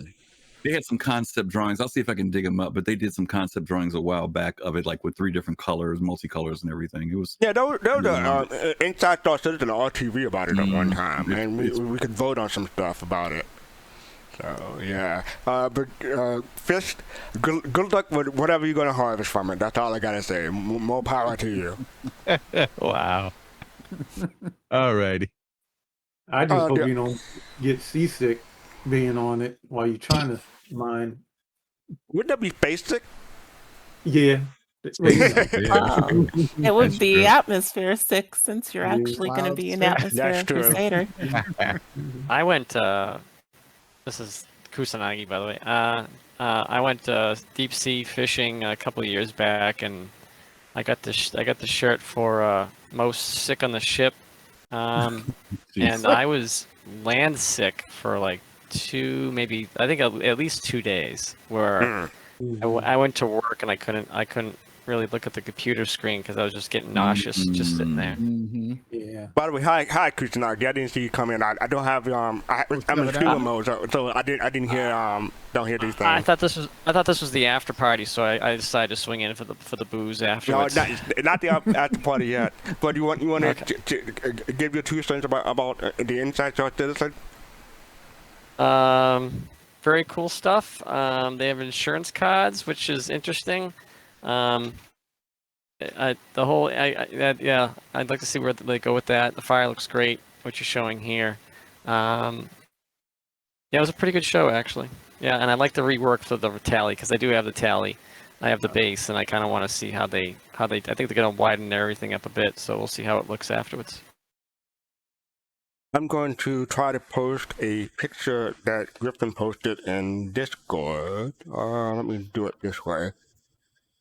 Now that came off the wiki page, and usually the wiki is pretty legit, so I don't know if that's 100%, but what they do is show a comparison of the whale to a cutlass, and it gives you an idea. So at the bottom of the screen, Fast Card, you may have to move it up just a little bit so they can see the cutlass. I'll shrink it. Okay, yeah. There you go. Oh, that thing is huge. All 3. Yeah, we can't see the cutlass though. You know? There you go. Now we see it. Lets you know how big it is. Yeah. Now, there are 3 different sizes. No, this is all concept. This is all concept, Doc. We don't know what the final is. This is just to get. But my point is that it's not a dolphin-sized, thing. Whatever it is, it's decent in size. Cool. Yeah, thanks for that, Griffin. No problem. I did the wrong one. I'm in the wrong window. I'm gonna do it right back. Okay, and back to here. There we go. So yeah, that was interesting. And I messed up over here. There we go. That's kind of. I was a little worried. I was a little worried earlier because they said in Massachusetts they had this guy who got swallowed by a whale, and I was like, I hope it's not Fast Caught, practicing for the whale on Crusader. No, I don't know if you saw that in the news. No, I'm not about whaling. I'm the Yeti, the sandworm, the nightmare crab. You guys take care of that. I'll be over here. That's our nickname for it. Yeah, we nicknamed it the Nightmare Crab. Oh, really? Now, what else? What would you call it? Or is there a name, a official name for it yet? Nightmare Crab is pretty good, actually. Yeah, thank you. I don't know. It's kind of terrifying if you think about it. It But maybe is. it'll be cute. Have a nice little smile to it. Good personality. Well, I mean, we say it for the past few weeks now. Like, I wouldn't mind having one of those or all of them as a pet somehow. But yeah, to go against, I mean, those things remind me of like, if Star Citizen ever wanted to introduce raiding into the game, going against the crab or something like that would be a good way to do it. That I'm the only one who says so, but that's fine.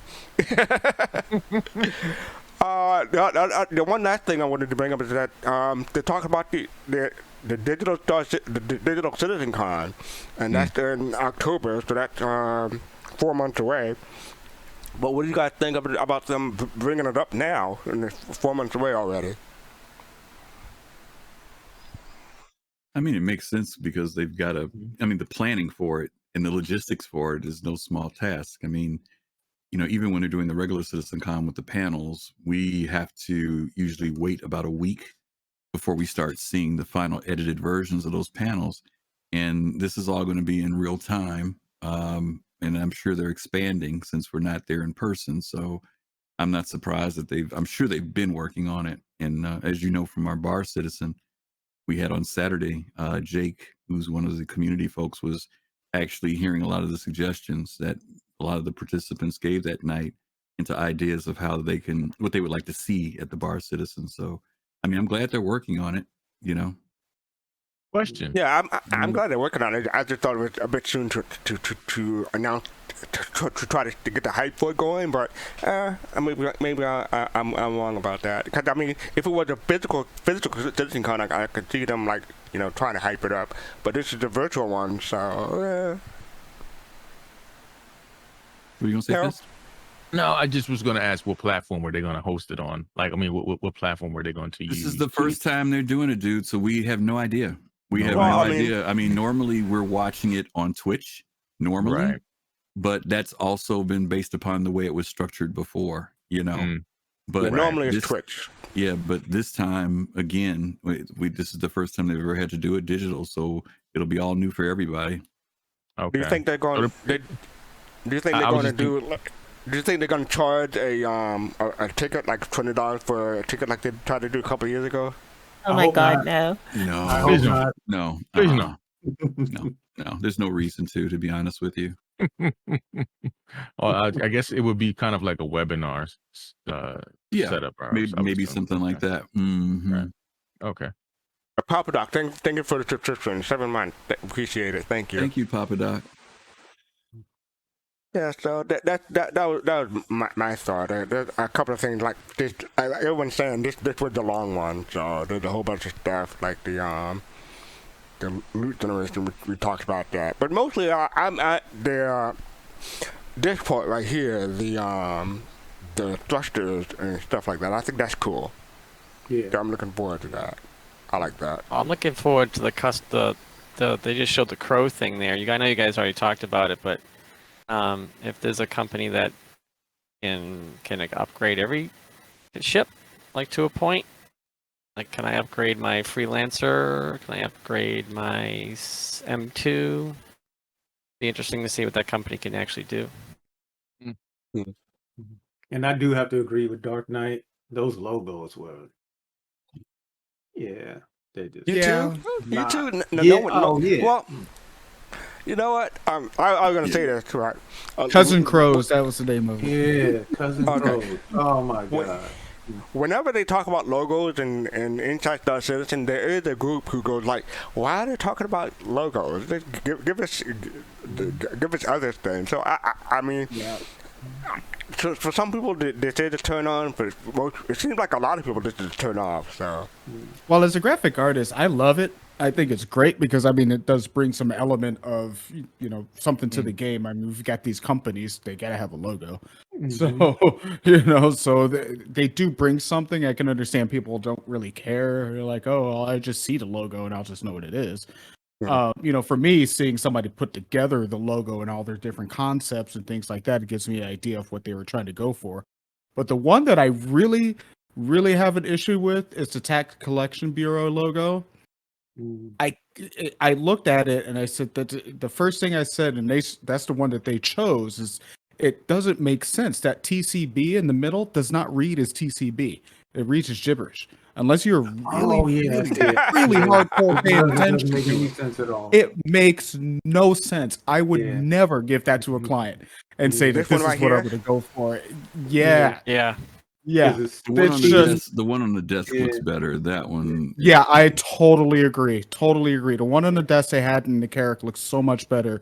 This one I can understand. Yeah, it looked like the other UEE logos and things like that with the circle kind of crest type of brand thing. But yeah, they But I'm not so sure if that's final though. That's the only thing. Dark Knight. They probably showed not. the logos before. They told us that they weren't final yet. So we might. That's good. There may be some light at the end of the tunnel with the because they told us that they have over 200 brands for the game. And it's a lot of branding for different things. It's a lot of branding. That would be an entire design studio doing something like that. Yeah, absolutely.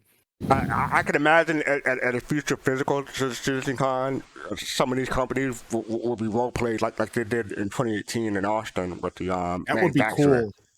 That would be cool. All right, so I think that's it for Inside Star Citizen. Next up, we have our machinima. This one is from Emman. It's called Star Citizen Machinima The Martian. Hey, I got a quick question. Go ahead. What did you guys? What was the answer that you guys had for that picture? The sneak peek. Did you all come up with something for that? Oh, I can put that up real quick. I mean, did you do it or no? No. Oh, you didn't do it. Oh, I was hoping that was to hear what the consensus was. I haven't seen it yet. Oh, you guys didn't see the sneak peek last week. Let's do it. Fast card. Hey, I'm trying to do all these things. I had to miss something. Okay? Now you're trying to do all these things. Oh, I'll put it up on screen. I wouldn't know what that's like. I wouldn't know what that's like. All right. Anyway, so you're talking about that. That's on screen, right? Yep. So what was the question? What do people think it is? Tricorder. Okay. What is that? What is that, Jade? Hold on. What is that so I can understand? What is a tricorder? Okay, so like what? If a minute, you've Jade, this doesn't know what a tricorder is? Whoa. I forgive him. Jade, you can't just respond to that casually. Say that Well, I again. mean, some people have never seen Star Trek. Oh my god. He has. I'm his father. You know what? Wait a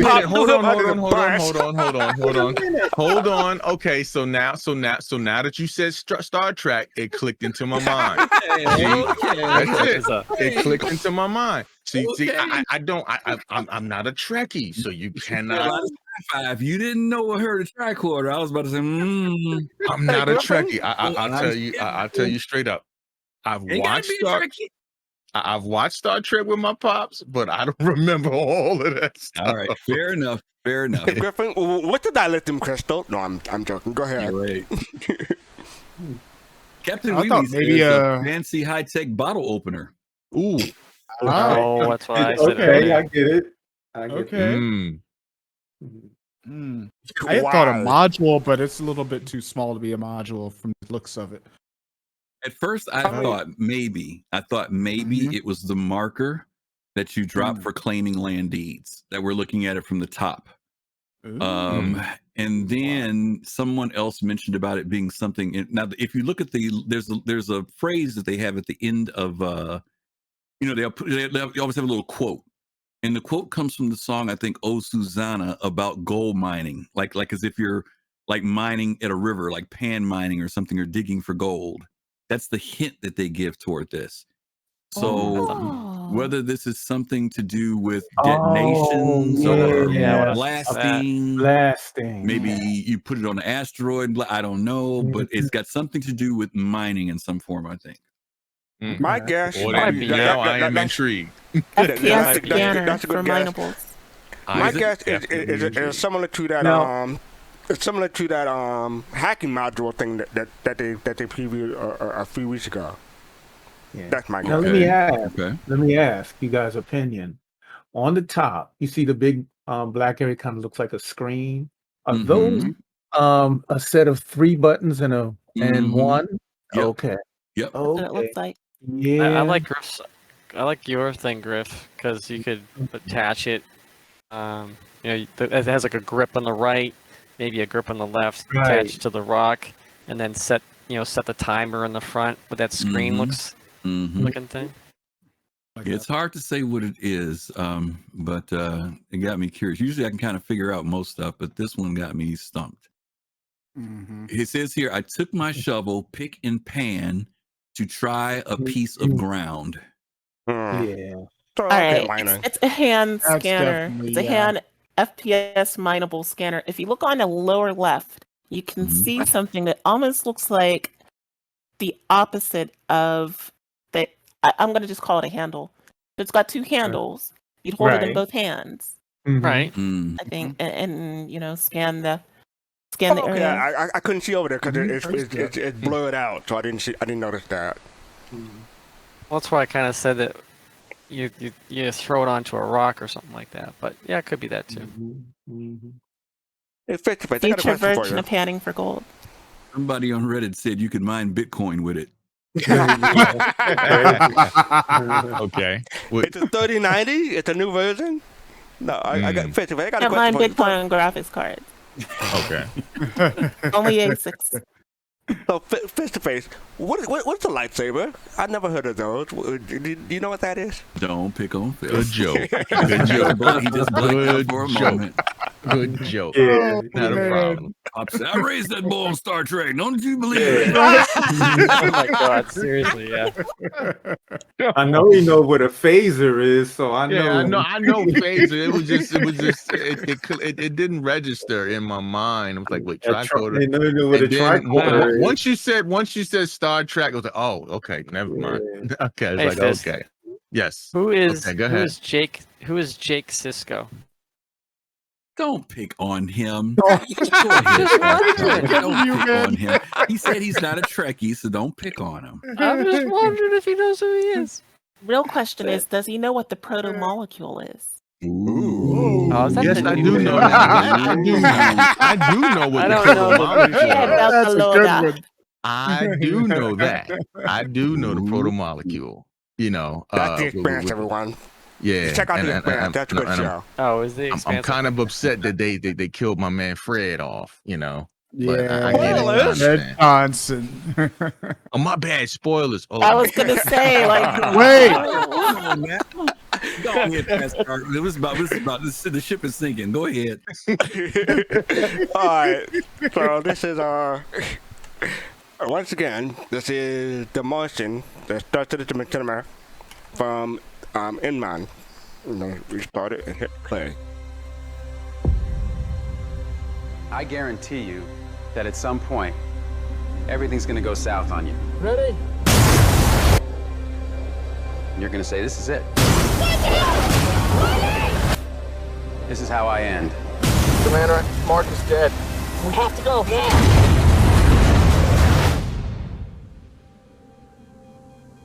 Now you can either accept that, or you can get to work. This will come as quite a shock to my crewmates, and to NASA, and to the entire world. But I'm still alive. Surprise. Here's the rub. It's gonna be 4 years for another mission to reach me. And I'm gonna have designed to last 31 days. So I gotta make water and grow food on a planet where nothing grows. But if I can't figure out a way to make contact with NASA, then none of this matters anyway. We've got an incoming message. Mein Gott. Mark Watney's still alive. Woo! In your face, Neil Armstrong. Okay, so let's do the math. I have enough food to last for 50 days. He's going to starve to death long before we can help. So, I'm gonna have to science the shit out of this. He's 50 million miles away from home. He's totally alone. What the hell is he thinking right now? I am the greatest botanist on this planet. I know how to save Mark Watney. But we need the Hermes crew. We either have a high chance of killing one or a low chance of killing 6. I'm not risking their lives. It's bigger than one person. No, it's not. NASA rejected the mission. So if we do this, We're talking mutiny. If anything goes wrong, we die. Do you realize how crazy this is? we have no other option. No matter what happens, tell the world, tell my family that I never stop fighting to make it home.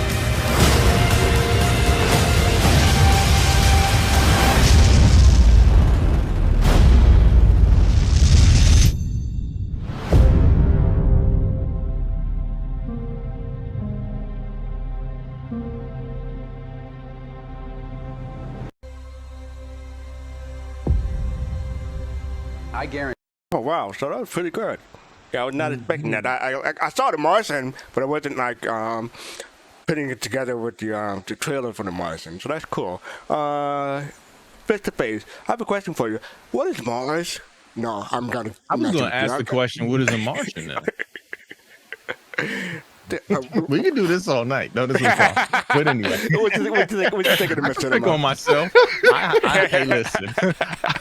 No problem. What you think of the machinima? That was actually really good because I was actually sitting here listening to the the sounds, and I'm like, wow, this sounds really great. And then I realized I'm like, oh, wait a minute, this is from something else. I was like, okay, this is cool. Yeah, I like it though. He did very good editing to the original trailer. Very good. And Jade, what do you think? My goodness. Okay, I loved that movie. First of all, seeing somebody edit Star Citizen video to that trailer and do the VoIP along with the lines, like it's like I said in chat, I'm speechless. Like I got goosebumps watching that. It was so well done. Yeah, I agree. By the way, thank you, Coffee Whore, for the gifted subscription. Pops, what'd you think? Oh, it was nice. What was the movie it was from? The Martian. The Martian. Oh, okay. Really good movie. You should You guys haven't definitely seen check it out. Yeah, definitely watch it. We've seen it. We did. Oh, you haven't seen it? I thought you were making fun of Face to Face again. We've seen it. It's with Matt Damon, Pops. Oh, okay. Oh, okay. Yeah. Okay. Now, all right. He was stranded on Mars. Yeah, they were stranded. Yeah. Yeah. That guy with the crazy hair, I'm like, how did they get that done in Star Citizen? That's what I mean. That's all that happened, you know? Is that a lapse of memory? Kusanagi. Yes, sir. That was great. It was very good. I mean, I love the movie. I actually didn't want to see it originally because I just got out of seeing Interstellar. And I was like, they're going to put him in a spacesuit again, and I just couldn't handle it. So, even though he's a Boston favorite. DK. Well, let's just go with it was a great work that they put together. Minus the copyright strike you might get, but yeah, I was wondering about that. But my thought when I was watching this was that this game gives the opportunity to do stuff like this. Like it's a platform for creating just incredible works of filming. You know, able to speak through your character and be able to give emotion and things like that, and just the way that you're able to work within the game to create scenes like this. I thought filmmakers are going to have a field day with this game, as they already are. And it's just I'm just waiting to see the first film come out, like the first short movie. You know, somebody's gonna write an hour-long film. I'm just waiting I to wouldn't see be it. surprised if one. No, they've already done. I think they've done 20 minutes or something so far. Yeah, somebody's already gone that far. I think it was, but I think it was I like am, Tales from Vega or something like that from quite a few years ago.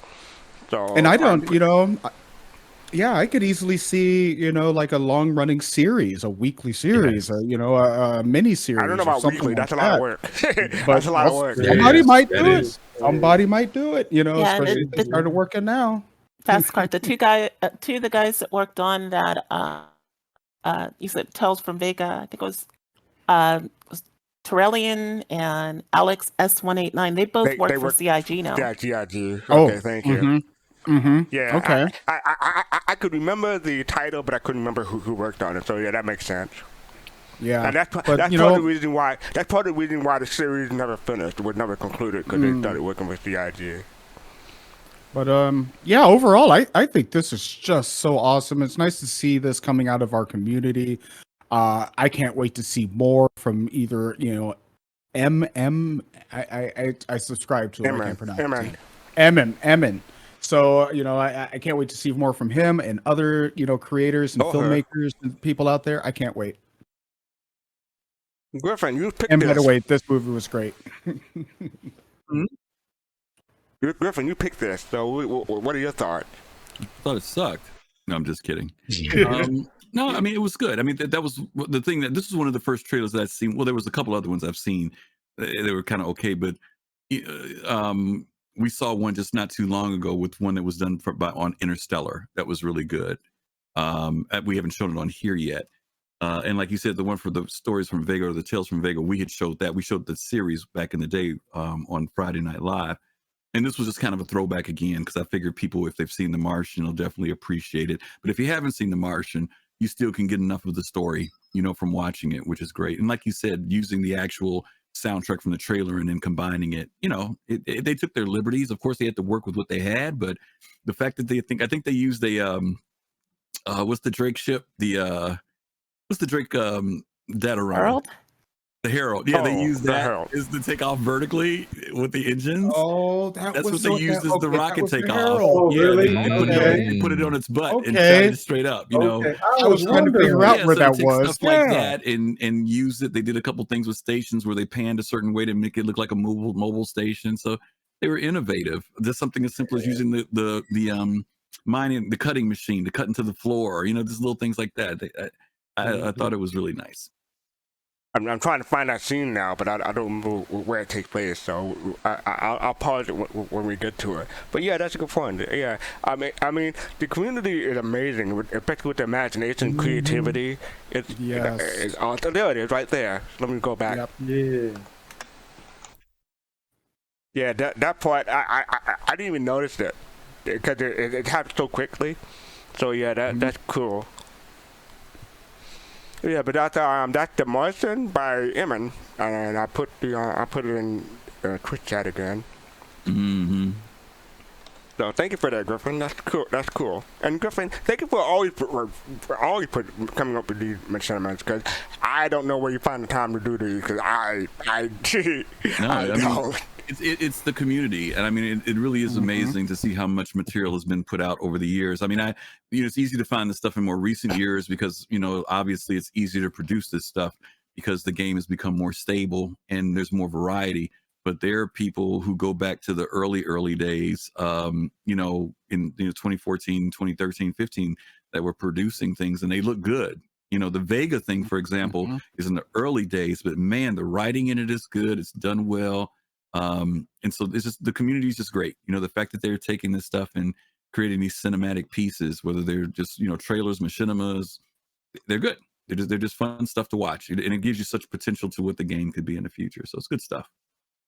Actually, I want to throw in, would you add to Griff real quick, you're talking about the writing. Exactly. It's the writing. There's some incredible writers out there, and they have a platform to do their filming on. And I think Star Citizen is just fitting the bill for these sci-fi writers. I think it's great. I had a thought, but I forgot what it was. It's about machinima. I don't remember. It's out of my head. But Coffee Gaming, I almost called it the wrong name again. Just imagine the work, the time that's been put into this video, the work. So I mean, okay, I had to just correct myself. A weekly series could be done if they, you know, work on it like months in advance and then release it weekly. That's possible. Yes. Yes. And I just like the cuts in this, and some of the scenes there. I think that's New Babbage did with the signs and everything. So yeah, that they had to scope out all the locations, and then can you imagine the amount of footage that they have to have? Like they probably had like. I was just thinking that. They probably had like 10 hours of footage. They had to shrink it down into what is it, 3 minutes, Easily. 2 minutes and 40 seconds. The filming for this must have taken forever. Really, wow. Dedication. All right. So I think that's it for this week. Thank you for joining us there for Soul Talk.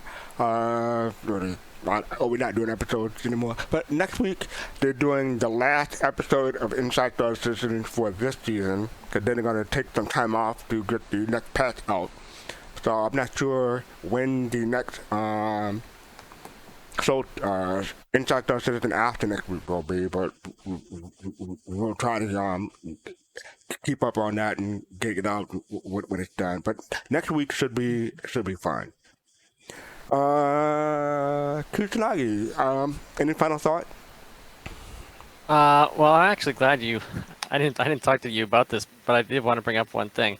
I just want to wish since it is 12 o'clock on the East Coast, I just want to wish everyone a happy Juneteenth, if you could say that.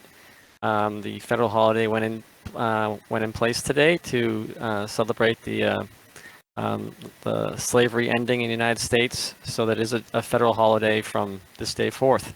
So yeah, a lot to think about. Thank you. Yeah. Thank you, Admiral. Happy Juneteenth. Happy Juneteenth.